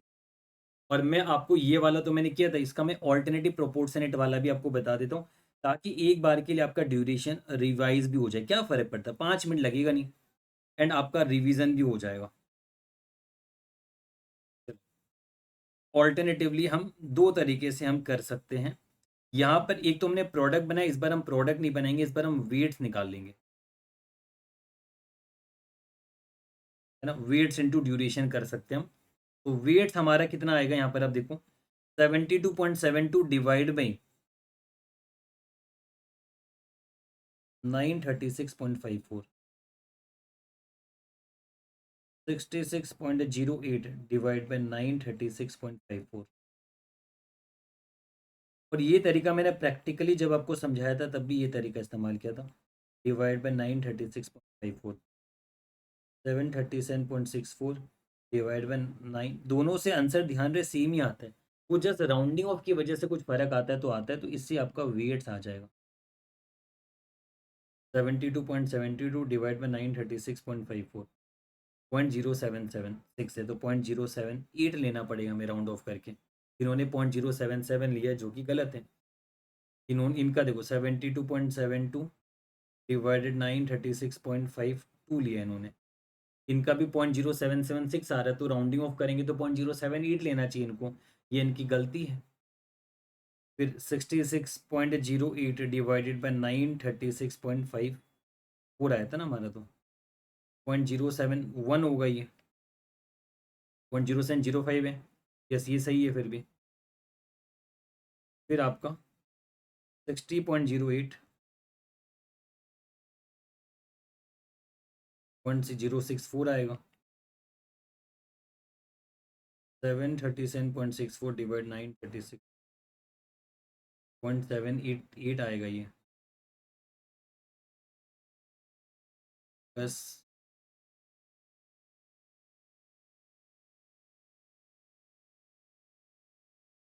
बस बस आप एक, मतलब ज़्यादा हो रहा है तो कोई एक को आपको एक वो कम करना पड़ेगा, बट ठीक है। इन्होंने भी 788 लिया है, 764.71 ही लिया है, बस तब अब वो एक ज़्यादा आ रहा है ना, तो इन्होंने इसको 77 बना दिया है। आप कोई फ़र्क नहीं पड़ता, वो 78 भी करोगे तो कोई दिक्कत वाली बात नहीं है ना। तो ये वेट्स आ गए, अब वेट्स इंटू ड्यूरेशन करो, बस बात खत्म। एक बार मैं इसको हटा दे रहा हूँ, वेट्स इंटू ड्यूरेशन किया, ड्यूरेशन तो हमें पता ही है 1 2 3 4, तो आपका ऐसे सिचुएशन में ड्यूरेशन आ जाएगा, ये आएगा 0.077, 0.071 इंटू 2.142। ध्यान रहे ये 0.078 लोगी तो भी करेक्ट है, तो भी ये भी करेक्ट है, ध्यान रख, ठीक है। 0.064 इंटू 3, 0.192, 0.788 इंटू 4, 3.152,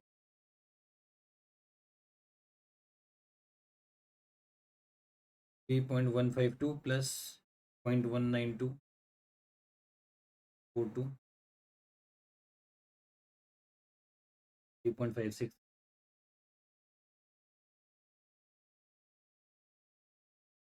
ड्यूरेशन आपका आ चुका 3.56 ईयर्स। आप कोई भी एक तरीका रख सकते हैं। हम एक को बॉक्स कर देते हैं, ऑल्टरनेटिव तरीका हमने रखा था। तो अभी तक तो हमने सिर्फ ड्यूरेशन निकालने, सर बोलोगे अब क्या पढ़ा रहे हो, है ना, आप ड्यूरेशन ही सिखा रहे हो। अरे ज़रूरी है, इसलिए पढ़ा रहा हूँ क्योंकि ये सब पढ़ा दूंगा तो आपको और क्लैरिटी मिल जाएगी। आपको कुछ भी अगर गिला सिकवा रहेगा पहले का दूर हो जाएगा। 5-10 मिनट लगता है एग्जाम में, ये 5-10 मिनट पढ़ाया हुआ इतना काम आता है कि एग्जाम में प्रॉब्लम नहीं आती। अदरवाइज अभी 5-10 मिनट बचाओगे और एग्जाम में फिर एक एक क्वेश्चन गलत हो गया, 8 नंबर का एग्जामेशन छूट जाएगा या कुछ हो जाएगा, फेल हो जाओगे, 6 महीना बर्बाद होगा। इसलिए थोड़ा सा ज़्यादा ही मेहनत करनी चाहिए। मैं भी इसलिए ज़्यादा मेहनत कराता हूँ कि अभी 5-10 मिनट 1 घंटा एक्स्ट्रा लग जाए लेकिन एग्जाम में 6 महीना बर्बाद ना हो आपका। तो इसलिए यहाँ पर ये सब जरूरी है। तो बॉन्ड एक्स बॉन्ड वाई का हमने पूरा क्लैरिटी ले लिया। अब आपको पता है, अब मेरी बात ध्यान से सुनो। यहाँ पर अब क्वेश्चन में क्या होना है, दोनों का वाईटीएम 10% है। तो आप बताओ मिस्टर ए को, now mister A should invest present value of ₹2 lakh using YTM 10%।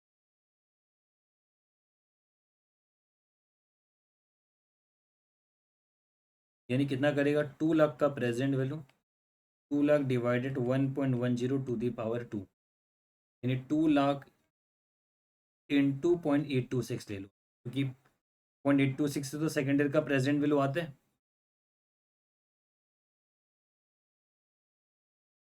165,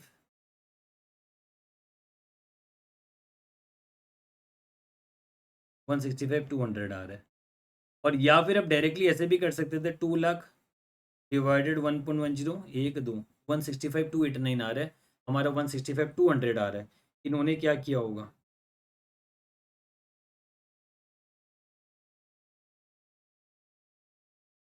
उन्होंने वो रखा ही नहीं है। चलो ठीक है, कोई बात नहीं।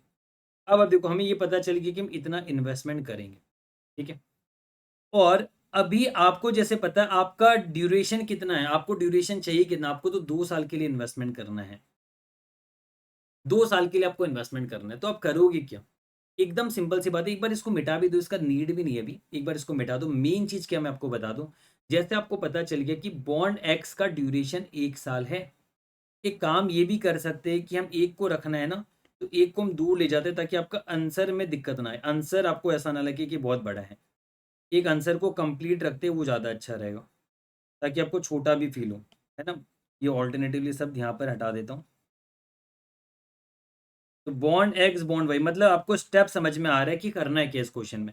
सबसे पहले इस क्वेश्चन में ये करना है कि बॉन्ड एक्स का ड्यूरेशन निकाला, बॉन्ड वाई का ड्यूरेशन निकाला, दोनों का ड्यूरेशन निकाल दिया। अब हम क्या करेंगे पता है, बॉन्ड एक्स में कुछ पैसा लगाएंगे, बॉन्ड वाई में कुछ पैसा लगाएंगे। हमारे पास जो टोटल पैसा है ना, 100% पैसा जो भी है, जितना पैसा आप लगाओगे 100% पैसा, उसमें कुछ प्रोपोर्शन आप बॉन्ड एक्स में लगाओगे, कुछ प्रोपोर्शन आप बॉन्ड वाई में लगाओगे, सच दैट कि आपका जो एवरेज ड्यूरेशन है वो 2 ईयर्स आ जाए।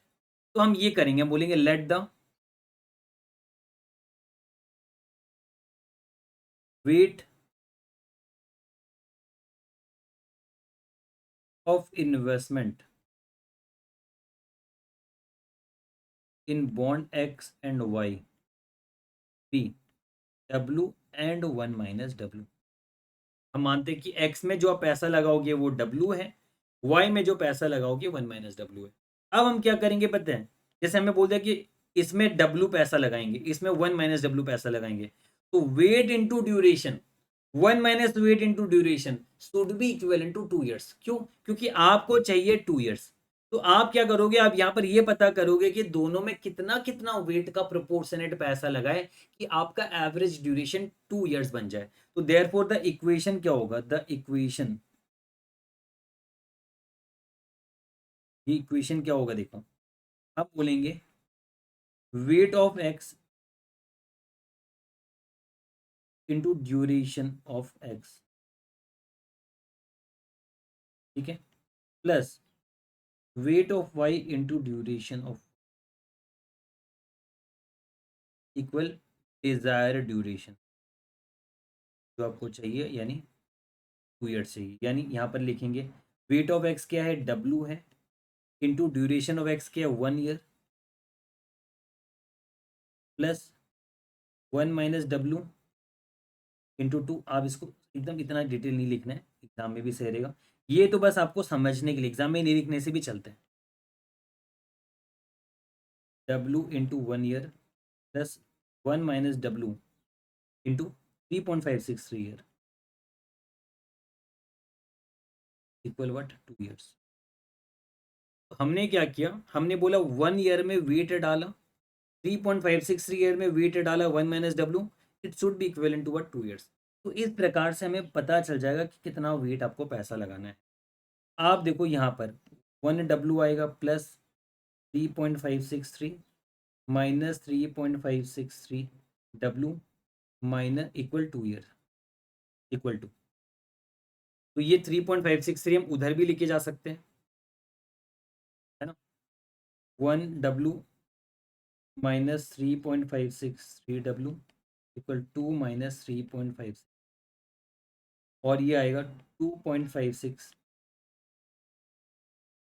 Minus 2.563 W equal 1.5।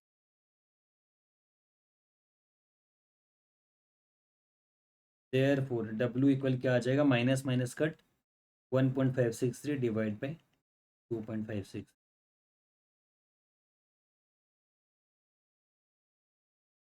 0.6098 यानी 61%। 12.61 equal 61%। Therefore rate of investment in bond X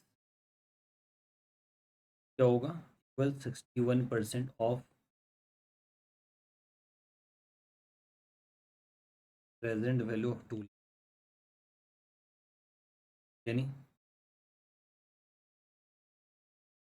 फिर एक बार इतना ही लिखता हूँ, and weight of investment in bond Y equal कितना आएगा 39%। तो बॉन्ड एक्स और बॉन्ड वाई में कितना इन्वेस्टमेंट करोगे ये आपने पता कर लिया एकदम अच्छे से, है ना। ये आपने एकदम अच्छे से पता कर लिया, इसमें अब आपको कोई प्रॉब्लम नहीं होनी चाहिए।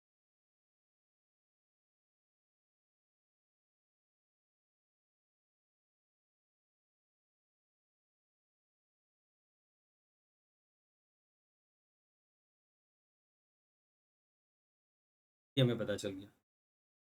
अब आप एक बात बताओ, टोटल आपको इन्वेस्टमेंट कितना करना है।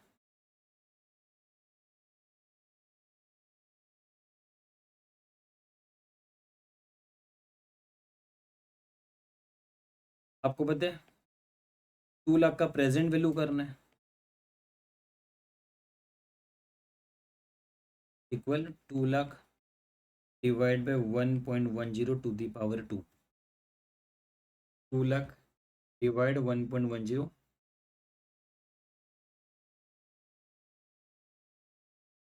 165,289।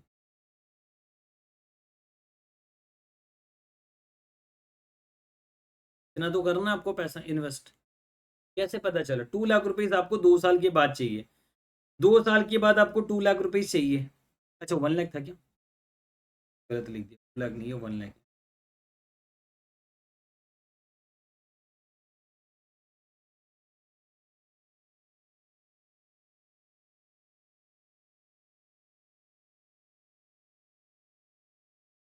1 लाख डिवाइडेड 1.10, 82644.6 से 82645 ले लेते हैं, ठीक है। और या फिर इंटू 0.826 करके भी कर सकते हो। तो ये हमें पता चल गया कि इतना पैसा आपको इन्वेस्टमेंट करना है। इधर मैं ले लेता हूँ बॉन्ड एक्स। बॉन्ड एक्स में आप क्या करोगे, 61% ऑफ 82645 आप पैसा लगाओगे, और बॉन्ड वाई में आप लगाओगे 39% ऑफ 826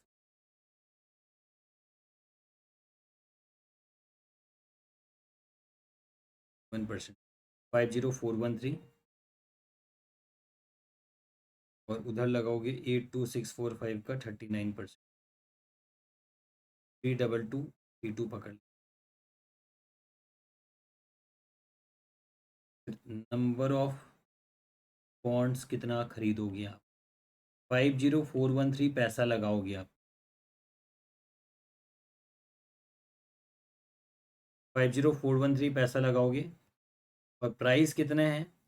972.73 है एक्स का। टोटल आप इतना पैसा लगाओगे, एक बॉन्ड का दाम इतना है, उस हिसाब से आप नंबर ऑफ बॉन्ड्स निकालोगे। इधर टोटल 323232 आप बॉन्ड वाई में लगाओगे और एक बॉन्ड का दाम है 936.52, तो नंबर ऑफ बॉन्ड्स आ जाएगा।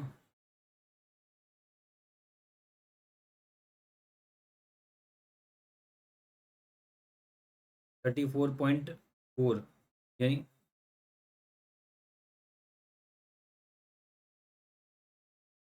पर आ रहा है 50413 51.82 यानी 52 बॉन्ड।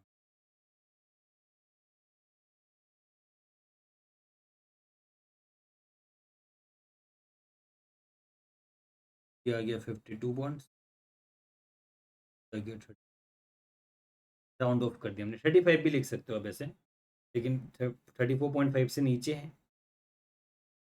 ये देखो अप्रोक्स ये 52 बॉन्ड्स, ये 34 बॉन्ड हमने निकाल लिया पूरा का पूरा। तो ये देखो बॉन्ड एक्स का हमने, मतलब एकदम सिंपल है क्वेश्चन में, कुछ नहीं करना आपको, सिंपल क्वेश्चन है। आपको पहले ड्यूरेशन निकालना दोनों का। बॉन्ड एक्स का ड्यूरेशन 1 साल है, डायरेक्टली पता चल रहा है। आप चाहो तो स्टेप वाइज भी लिख सकते हो, जैसे इन्होंने लिखा है, आपका कॉल है। आप जो फर्स्ट ईयर में 1070 मिलेगा उससे आपने प्राइस निकाला, और फिर प्रोपोर्शनेट तो 1 ही आएगा, पूरा प्रोपोर्शन उसको देना तो 1 ईयर ही आना है, इसमें क्या निकालना, ये तो ऐसे ही करा इन्होंने, सीधा ही पता चल रहा है duration of the bond 1 year, तो बेमतलब निकाला गया है। आप एक अमाउंट निकालो, प्रोपोर्शन दे रहे हो 1 का, फिर 1 ईयर ही आ रहा है, तो फिर क्या ही मतलब है, 1 साल ही होना है। फिर बॉन्ड वाई में आपका निकाला 3.56 ईयर्स, ये निकाल दिया दोनों। अब हम बोलेंगे कि एक्स का वेट डब्ल्यू मान लें, एक्स में जितना पैसा लगाएंगे, वाई में 1 माइनस डब्ल्यू, तो weight into 1 year, 1 minus weight into 3.56 years should be equal into what, 2 years, क्योंकि 2 ईयर्स हमारा डिजायर है। तो इससे हमने डब्ल्यू निकाला 61% और 39%। तो 61% और 39% हमें पैसा लगाना है। टोटल पैसा आपको कितना लगाना है? 826,445 आपको टोटल पैसा लगाना है।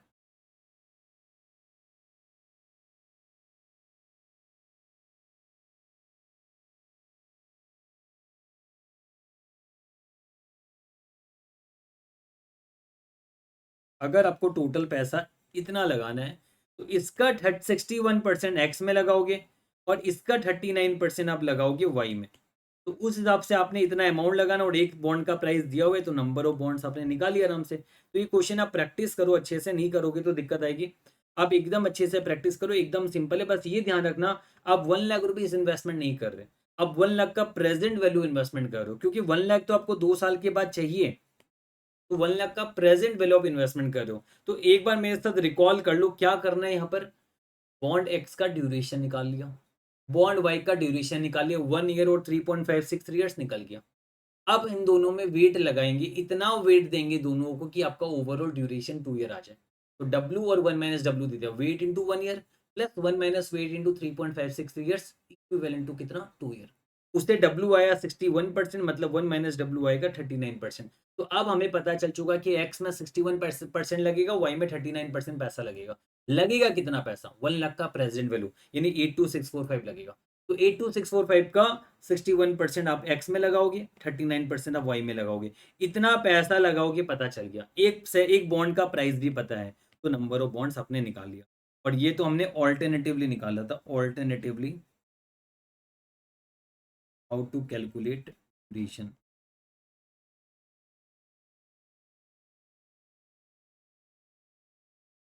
ऑल्टरनेटिवली हमने निकाल के देखा। तो मेरे ख्याल से ये क्वेश्चन अब आपका पूरा अच्छे से डन हो चुका। अब हम लोग एक और क्वेश्चन करेंगे आरटीपी एमटीपी साइड का, क्वेश्चन नंबर 6। ये क्वेश्चन आपको एकदम अच्छे से ध्यान देना है, ये क्वेश्चन भी अच्छा इंपॉर्टेंट है। इम्यूनाइजेशन का एक ही क्वेश्चन है ये, और जो हम करेंगे, फिर इम्यूनाइजेशन में और कुछ नहीं करना, मतलब सिंपल है बॉन्ड इम्यूनाइजेशन, बिल्कुल भी टफ नहीं। मैंने बहुत अच्छे से डिटेल में सबको समझाया आपको। देखो क्वेश्चन नंबर 6 करते हैं। आप चाहो तो ऐसा कर सकते हो एक बार, कि लेक्चर को पॉज करके एक बार आप खुद से ट्राई कर सकते हो, उससे आपको पता चलेगा कि आपको कितना आप समझ में आए। हाँ, ऐसा होता है कि नहीं होगा आपसे सॉल्व, मैं वो टोटली एग्री करता हूँ। बट आप ट्राई तो करो कम से कम। आप एक बार, मैं चाहता हूँ कि आप में से बहुत सारे बच्चे पॉज करके एक बार इस क्वेश्चन को सॉल्व करो। नहीं इच्छा तो चलो मैं करा ही रहा हूँ, अभी आ जाओ मेरे साथ करो। लेकिन अगर आपको थोड़ा सा भी इच्छा है तो एक बार आप खुद से ट्राई करो, फिर प्ले का बटन। चलिए क्वेश्चन देखते हैं। Question number 6, RTP MTP side में मिलेगा आपको ये नीचे। The following data are available for 3 bonds का डेटा दिया हुआ है, ए बी एंड सी। आप देख सकते हो 3 अलग अलग बॉन्ड है, उसके अलग अलग मैच्योरिटी भी बता दिया, कूपन रेट भी बता दिया। These bonds are used by a bond portfolio manager to fund an outflow schedule in 3 6 years। 6 साल के बाद इनका कोई आउटफ्लो होना है बिजनेस वगैरह में, उसके लिए ये बॉन्ड्स का इस्तेमाल करेगा। Current yield is 9%। Current yield मतलब ये वाईटीएम ही है।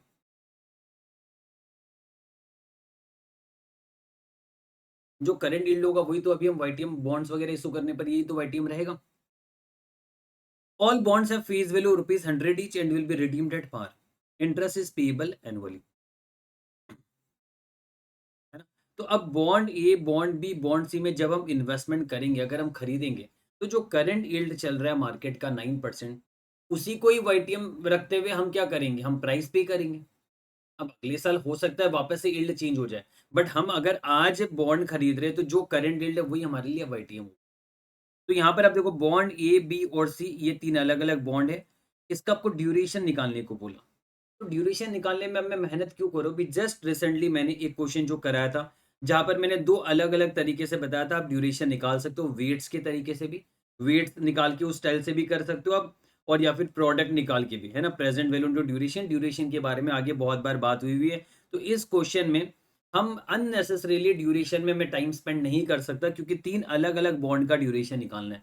तो हम यहाँ पर क्या करेंगे, जो सॉल्यूशन दिया हुआ यहाँ पर देखो, यहाँ पर इन्होंने जो 9% वाईटीएम है, जो करंट यील्ड 9% है, 9% वाईटीएम का इन्होंने पीवी फैक्टर दिया हुआ है। बस ये ध्यान रखना, अगर पीवी फैक्टर दिया हुआ रहेगा तो वही पीवी फैक्टर का आप इस्तेमाल करोगे।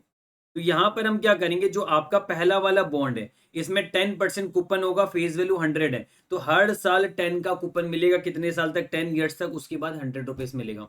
यानी पहले 9 ईयर्स तक 10 मिलेगा, और 10th ईयर में 10 प्लस 100 यानी 110 मिलेगा आपको। तो इन सबको हम प्रेजेंट वैल्यू में खींचेंगे। देखो बॉन्ड ए का कैश फ्लो, पहले 9 ईयर्स तक 10 है, फिर 110 है, इसको 9% से प्रेजेंट वैल्यू में खींचा गया है, तो आपका प्रेजेंट वैल्यू ये आ गया। फिर इन्होंने क्या किया, वही वेट्स निकाला, है ना, प्रोपोर्शन से वेट्स निकाले। ये वेट्स और कुछ नहीं है, ये जैसे हम वेट्स निकालते हैं ना, 9.17 डिवाइड बाय 106.40, ऐसे करके वेट्स निकाला है। और वेट्स इंटू ड्यूरेशन 1 2 3 4 5 करोगे तो आपका अल्टीमेटली वेट आ जाएगा, सॉरी आपका अल्टीमेटली ड्यूरेशन आ जाएगा। तो ये स्टाइल कौन सा फॉलो किया गया, ये वाला, जो वेट्स वाला तरीका से स्टाइल फॉलो किया गया। तो हम यहाँ पर हमने क्या किया, ड्यूरेशन ऑफ द बॉन्ड इन्होंने बता दिया हमें 6.862 ईयर्स है। 6.86 ईयर्स इन्होंने राउंड ऑफ करके बताया 2 डेसिमल में।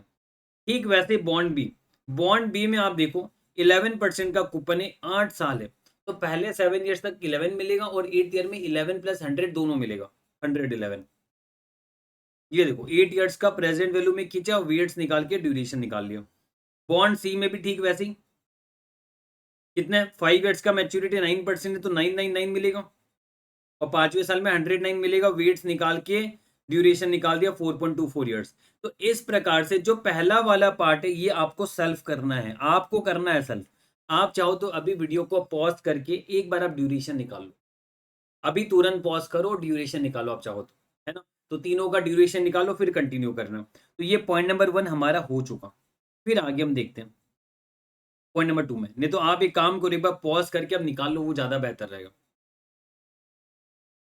अब पॉइंट नंबर 2 देखिए, advise the percentage amount to bond portfolio manager to be invested in bonds B and C to immunise the portfolio. Portfolio immunize करने की बात कर रहा है, and he has been asked to keep 45% of the portfolio money in bond A. तो bond ए में 45% पैसा invest किया जाएगा, बाकी का बचा हुआ 55% पैसा कहाँ इन्वेस्ट किया जाएगा, बॉन्ड बी और सी में इन्वेस्ट किया जाएगा। मैंने तो पहले भी सिखाया था, वेट्स इनटू, हम क्या करेंगे, वेट्स इनटू ड्यूरेशन जो हमने निकाला है वैसे करके हम इक्वेशन बना के हम सॉल्व कर लेंगे। तो देखो पॉइंट नंबर 2 अब मैं सॉल्व करता हूँ यहाँ पर। पॉइंट नंबर 1 तो मैंने कहा था डू इट सेल्फ, जहां पर हमने ड्यूरेशन निकाला था, आपने शायद खुद से सेल्फ करके निकाल लिया होगा। ड्यूरेशन ऑफ बॉन्ड ए कितना है 6.862 ईयर्स।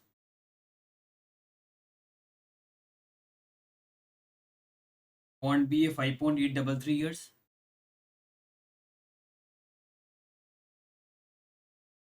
और मैं बता दूं अभी का जो सेकंड आंसर आएगा वो मैच नहीं करेगा इसी के हिसाब से, क्यों नहीं करेगा वो भी बताऊंगा। Bond C 4.242 years. आपको पता है इन्होंने क्या मिस्टेक की अपने सॉल्यूशन में। मैंने आंसर निकाला तो मैंने देखा ऐसे से मैच नहीं कर रहा हमारा आंसर, तो मैंने पाया कि इन्होंने यहाँ गलती कर दी। ये 5.833 लेना था इनको। ये देखो 5.833 लेना था जो 5.84 राउंड ऑफ हुआ है। इन्होंने 5.883 ले लिया, 833 की जगह 883 ले लिया इन्होंने। उस वजह से इनका सॉल्यूशन रॉन्ग हो रहा है। तो हम अभी जो करेंगे करेक्ट सॉल्यूशन करेंगे, है ना, क्योंकि इन्होंने सिली मिस्टेक की इस वजह से ऐसा गलती हुआ है। तो पॉइंट नंबर 2 में हम बोलेंगे let the weights of investment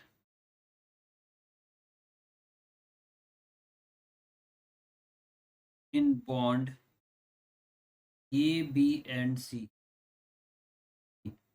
45%, W 1 -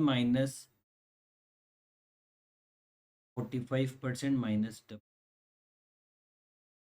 समझ आया। देखो टोटल वेट हमें पता है कितना होता है 1 होता है। हमें पता है बॉन्ड ए का तो 45% क्वेश्चन ने बता दिया हमें। ये देखो क्वेश्चन ने हमें बता दिया कि 45% बॉन्ड ए में इन्वेस्टमेंट होगा। तो बचा हुआ 55% बॉन्ड बी और सी में होगा। तो अगर इसको डब्ल्यू दे दे तो इसको थर्ड वाले को क्या देंगे 55% माइनस डब्ल्यू। अब इसको डायरेक्टली ऐसे भी लिख सकते हो,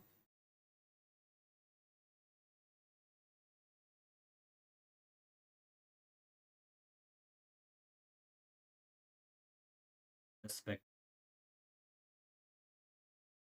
इक्वेशन क्या बनेगा, इक्वेशन क्या बनेगा देखो। बॉन्ड ए का वेट है 45% यानी 0.45।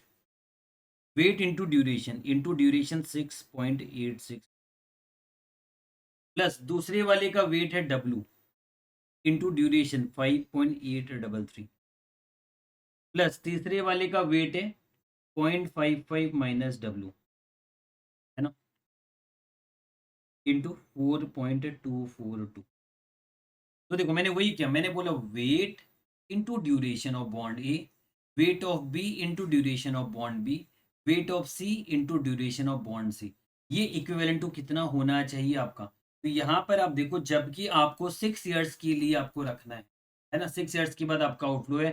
तो मतलब आप 6 ईयर्स तक ही इन तीनों में इन्वेस्टमेंट करोगे। तो 6 ईयर्स आपका रहेगा इधर। तो ये इक्विवेलेंट टू क्या हो जाएगा 6। अब इसी को हम ब्रेक कर लेते हैं, इससे हम निकाल लेंगे वेट्स पूरा। तो कुछ नहीं, जैसे पिछले क्वेश्चन में क्या था, wait into duration, weight into duration, weight into duration equal desired. याद है पहले भी ऐसे ही कराया था। ये देखो पहले दो था, wait into duration, weight into duration equal desired duration. तो वही चीज यहाँ पर अभी हो रहा है। तो 6.862 इंटू 0.45, 3.0879 प्लस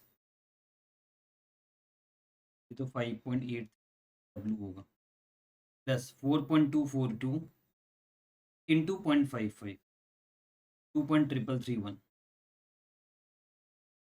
माइनस 4.2 डब्ल्यू आएगा। तो अब देखो 3.80879 प्लस 2.3331, 5.421 आ रहा है। और डब्ल्यू वाले में 5.833 डब्ल्यू माइनस 4.24, 1.591 डब्ल्यू। देखो जिसमें डब्ल्यू नहीं था उसको डायरेक्टली मैंने प्लस किया और डब्ल्यू वाले को एक साथ प्लस करके ये पाया इक्विवेलेंट टू 6। और अब हम बोलेंगे 1.591 डब्ल्यू इक्वल क्या होगा 6 - 5। और अगर ये मैं हटा दूं यहाँ से 1.591 यहाँ से हटा के डिनोमिनेटर में ले जाता हूँ, 6 - 5.41 डिवाइड बाई 1.91 क्या कि 36.39।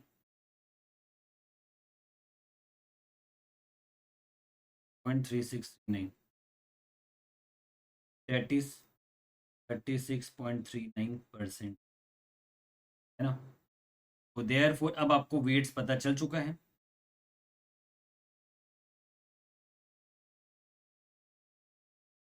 बॉन्ड ए तो हमें पता ही था 45% है। बॉन्ड बी हमने निकाला 36.39%। बॉन्ड सी कितना होगा? बॉन्ड सी कितना था? 55% माइनस डब्ल्यू, 55% माइनस 36.39% जो डब्ल्यू आया था।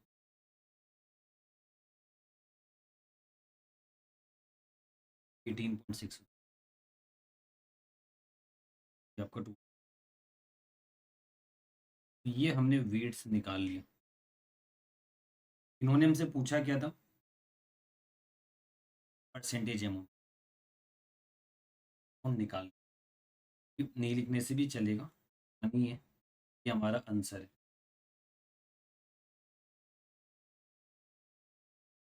इन्होंने 36.21 18.79 बोला है। थोड़ा सा फर्क है क्योंकि इनका सॉल्यूशन में प्रॉब्लम है, इसलिए here ICA solution will not match as ICA solution is wrong.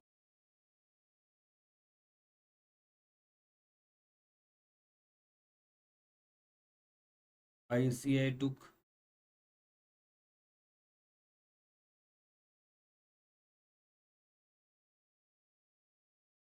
Duration किसका लिया था?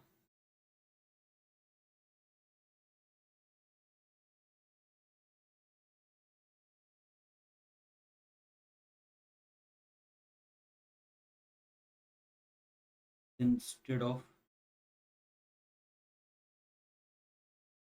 इस वजह से ICA का आंसर मैच नहीं कर रहा है। ये गलती की है जो मैंने, पॉइंट नंबर 1 2 हमने कर दिया। नंबर 3 मैंने ये भी लिख दिया कि क्यों प्रॉब्लम है, ICA क्या क्यों मैच नहीं कर रहा है, क्या गलती की ICA ने, वो भी लिख दिया हमने। अब देखो ये हमारा पॉइंट नंबर 2 भी हमारा हो चुका। अब हम बात करेंगे किसका? पॉइंट नंबर 3 का। देखिए, evaluate whether the portfolio is still immunized if after the portfolio has been formulated an interest rate change occurs increasing the yield to 11%। the new duration of the bond A B and C भी बता दिया आपको, और पूछा है कि क्या bond still immunise है। हम निकाल लेंगे, हमारे पास वेट तो ऑलरेडी है ही, मतलब पोर्टफोलियो हमने फॉर्मुलेट कर लिया, तो पोर्टफोलियो हमने फॉर्मुलेट कर लिया एग्जिस्टिंग वेट से, है ना। तो ऐसे सिचुएशन में हम देखेंगे कि अगर आपका न्यू ड्यूरेशन है तो पोर्टफोलियो स्टिल इम्यूनाइज है या नहीं है। तो यहाँ पर हम क्या करेंगे? पॉइंट नंबर 3 में हम निकालेंगे यहाँ पर एवरेज ड्यूरेशन ऑफ इन्वेस्टमेंट। क्या आएगा?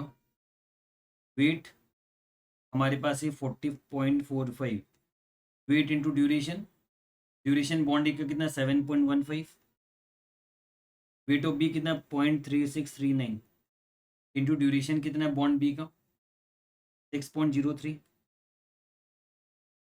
समझ में आएगा? पहले देख लो एक बार। फिर 4.27 आ रहा है ना,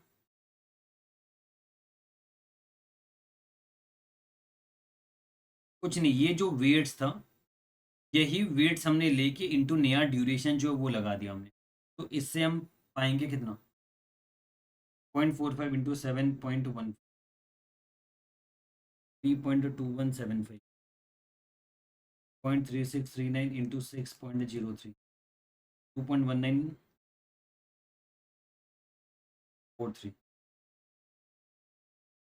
4.27 इंटू 0.18, 0.7946,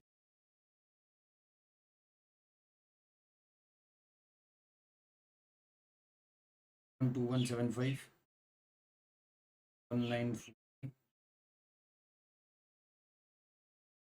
6.20 आ रहा है।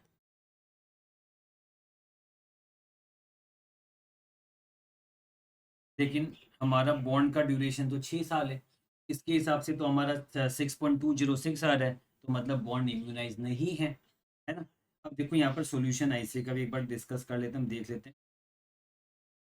रिवाइज एल्ड के बाद जो रिवाइज ड्यूरेशन आ रहा है वो 6.20 ईयर आ रहा है, हम बोलेंगे पोर्टफोलियो नहीं है,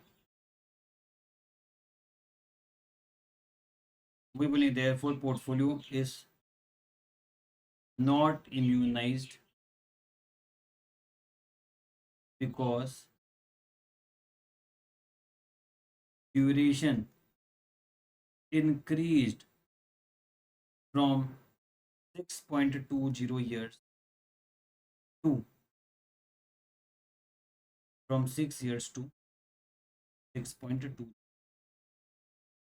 मतलब कहने का मतलब ये है, देखो आपको तो 6 साल का ड्यूरेशन चाहिए था, है ना। आपको 6 साल के लिए इन्वेस्टमेंट करना था, देखा जाए तो आपको क्या करना था, 6 साल के लिए इन्वेस्टमेंट करना था, 6 ईयर्स के लिए। अब जो वाईटीएम बदलने की वजह से बॉन्ड का ड्यूरेशन बदल गया, तो ड्यूरेशन बदल गया तो आपको पोर्टफोलियो ऑफ इन्वेस्टमेंट भी बदलना पड़ेगा, वेट चेंज करना पड़ेगा। अगर आप एग्जिस्टिंग वेट के साथ हो तो आप 6.20 6 ईयर्स निकल रहे हैं, मतलब 6 ईयर्स से ज्यादा हो जा रहा है आपका, तो मतलब बॉन्ड यहाँ पर इम्यूनाइज नहीं है। तो बॉन्ड को इम्यूनाइज करने के लिए आप क्या करोगे, आपको वेट्स को बदलना नहीं पड़ेगा। यस, आपको वेट्स को बदलना पड़ेगा ताकि ये इक्विवेलेंट टू 6 ईयर्स आए। तो ये 6 ईयर्स आने के लिए अब ड्यूरेशन ये है, तो इस ड्यूरेशन का वेट जो है बदल जाएगा, वेट ऑफ इन्वेस्टमेंट बदल जाएगा। वही चीज पॉइंट नंबर 4 में पूछा है, advise the new percentage of B and C bonds that are needed to immunise the portfolio. Bond A का तो 45% ही रहने दो। तो अब हम वापस से ये बोलेंगे लेट, ये वाला लाइन ही लिखेंगे, लेट द वेट जो हमने लिखा था ना, वापस से ये लाइन ही लिखेंगे।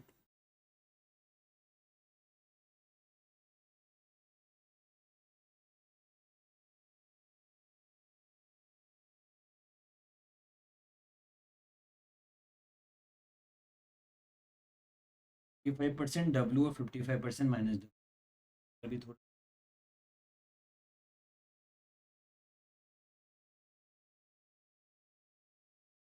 45% डब्ल्यू। अब हमारा इक्वेशन क्या बनेगा,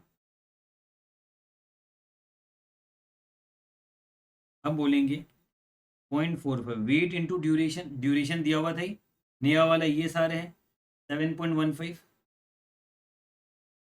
जो हमने यहाँ पर भी लिखा था देखो 7.15, प्लस दूसरे का वेट हम लोग क्या लिखेंगे, W, W into 6.03 plus 0.55 minus W, है ना, इंटू 4.27। क्योंकि हमने पाया कि ये वेट से आपका इम्यूनाइज नहीं हो रहा है, तो हम बोलेंगे कि क्या वेट होगा, ये क्वेश्चन ने पूछा हमसे। देखो क्वेश्चन ने पूछा कि नया प्रोपोर्शन बताओ, यानी नया वेट बताओ। तो अब ये इक्विवेलेंट टू हमें 6 चाहिए, डिजायर हमारा। तो 0.45 ये इक्वल 6 लिखना है, हाँ इक्वल 6, मतलब हम वेट को इस तरीके से बनाएंगे सच डेट आपका ड्यूरेशन 6 ईयर्स है। तो 7.15 इंटू 0.45, 3.2175,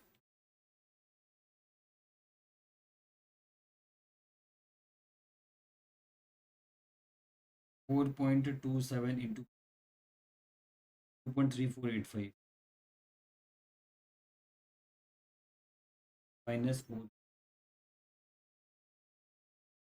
अब देखो डब्ल्यू डब्ल्यू का अगर हम कर ले तो 2.3485 प्लस में और 3.2175, 5.566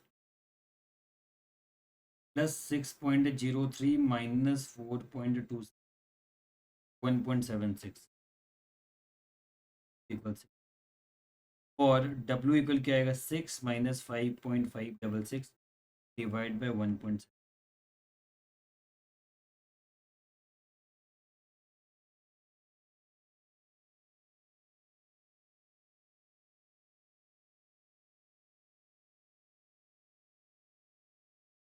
24.66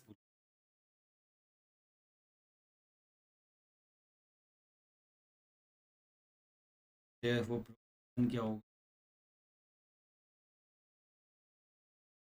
बॉन्ड ई तो पता ही है, बॉन्ड बी क्या होगा,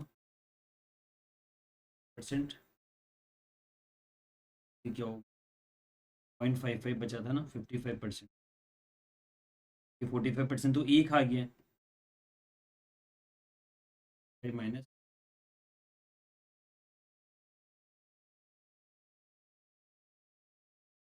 34.66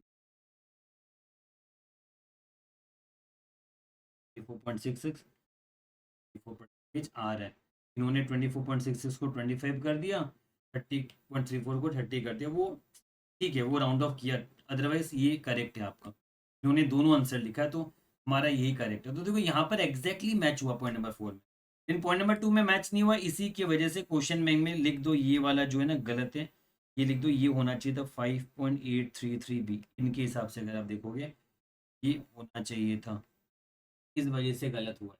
अब ये लिख दो ये रॉन्ग है, कि बाद में जब आप खुद से पढ़ाई करोगे, खुद से रिवाइज करोगे, तब आप बोलोगे सर आपने तो गलत गलत पढ़ा दिया, आईसीए का सॉल्यूशन तो अलग है, आपका अलग है, क्योंकि मैं आपको तरीके से प्रैक्टिकली पढ़ाता हूँ, आईसीए का आंसर उठा के कॉपी पेस्ट नहीं कराता हूँ, अपने स्टाइल में पढ़ाता हूँ, है ना। तो ये गलती करेंगे तो पकड़ में आएगा।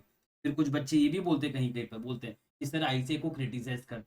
अरे भाई मैं आईसीए को क्रिटिसाइज नहीं करता हूँ, जहाँ पर मुझे गलती दिखती है ना वहाँ पर मैं बताता हूँ कि आईसीए की ये गलती, उसको आप क्रिटिसाइज समझो जो भी समझो।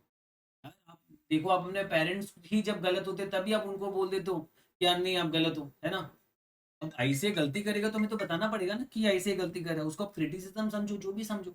इतनी बड़ी बॉडी है तो ये सब गलती तो नहीं होनी चाहिए मेरे ख्याल से, मतलब, है ना। तो गलती हो रही है तो ठीक है, वेल एंड फाइन, हम आपको बताएंगे ना, वो तो बताना हमारा फर्ज है। तो ये वाला पार्ट हमने हो गया अच्छे से। तो देखो एकदम सिंपल है क्वेश्चन, टफ नहीं है, आपको टाइम लगाया हमने क्वेश्चन में, बट ये टफ नहीं है, मैं आपको बता दूं। पहला वाला पार्ट तो बहुत ही आसानी से कर लिया अपने, ड्यूरेशन निकालना बहुत अच्छे से आता है। पार्ट नंबर 2 में इन्होंने बोला कि 45% आपका बॉन्ड ए का वेट है, तो बी का डब्ल्यू ले लो, और सी का क्या होगा 55% माइनस डब्ल्यू होगा। 1 माइनस डब्ल्यू नहीं होगा इस बार, क्यों 1 माइनस डब्ल्यू नहीं होगा, क्योंकि 1 में से तो 45% ऑलरेडी ए खा चुका है, तो बच्चा 55%, है ना। तो 55% माइनस डब्ल्यू होगा सी का वेट, वही weight into duration, weight into duration ही तो हमने किया है ना। वही 45% आया, डब्ल्यू आया, 55% माइनस डब्ल्यू आया। तो अब इससे हमने क्या किया, वेट इंटू ड्यूरेशन किया, wait into duration, weight into duration, जो आपने ड्यूरेशन फर्स्ट पार्ट में निकाला था उससे डब्ल्यू निकाल लिया, तो अब आपका 55% माइनस डब्ल्यू भी आ गया, आपका वेट्स प्रोपोर्शन आ चुका। पॉइंट नंबर 3 में इन्होंने बोला कि ड्यूरेशन बदल गया है, तो एग्जिस्टिंग वेट से आपका ड्यूरेशन अब आ रहा है 6.206, मतलब बॉन्ड इम्यूनाइज नहीं है, हम बता देंगे, क्योंकि ड्यूरेशन 6 ईयर्स होना चाहिए था, बट 6.20 ईयर्स बन रहा है, मतलब बॉन्ड इम्यूनाइज नहीं है। तो बॉन्ड को इम्यूनाइज करने के लिए क्या करेंगे, वेट बदलेंगे, तो फिर से वही लेंगे वेट 45% डब्ल्यू 55% माइनस डब्ल्यू, ऐसे करके वेट निकालो और हम बता देंगे कि हमारा अब वेट क्या होगा, 45%, 24.66, 30.34% वेट लेंगे, तब बॉन्ड आपका इम्यूनाइज होगा।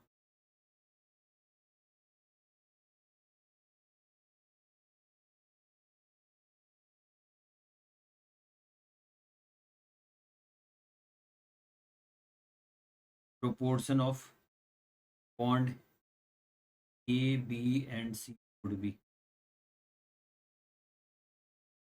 5%, 24% and 9। इसी के साथ मैंने पूरा का पूरा इम्यूनाइजेशन का कंसेप्ट आपको अच्छे से समझाया, मैंने डिटेल में अच्छे से हमने इम्यूनाइजेशन का कंसेप्ट हमने डिटेल में समझा, पूरा का पूरा पूरा डिटेल में समझा एकदम अच्छे से। और उसके बाद मैंने दो क्वेश्चन थे, क्वेश्चन नंबर 60 ये भी अच्छे से करवा दिया आपको, और एक क्वेश्चन बहुत ही अच्छा था आरटीपी एमटीपी का क्वेश्चन नंबर 6, ये भी मैंने आपको करा दिया। बॉन्ड इम्यूनाइजेशन हमारा पूरा का पूरा यही कंप्लीट होता है। तो ये वीडियो हमारा यही खत्म होता है।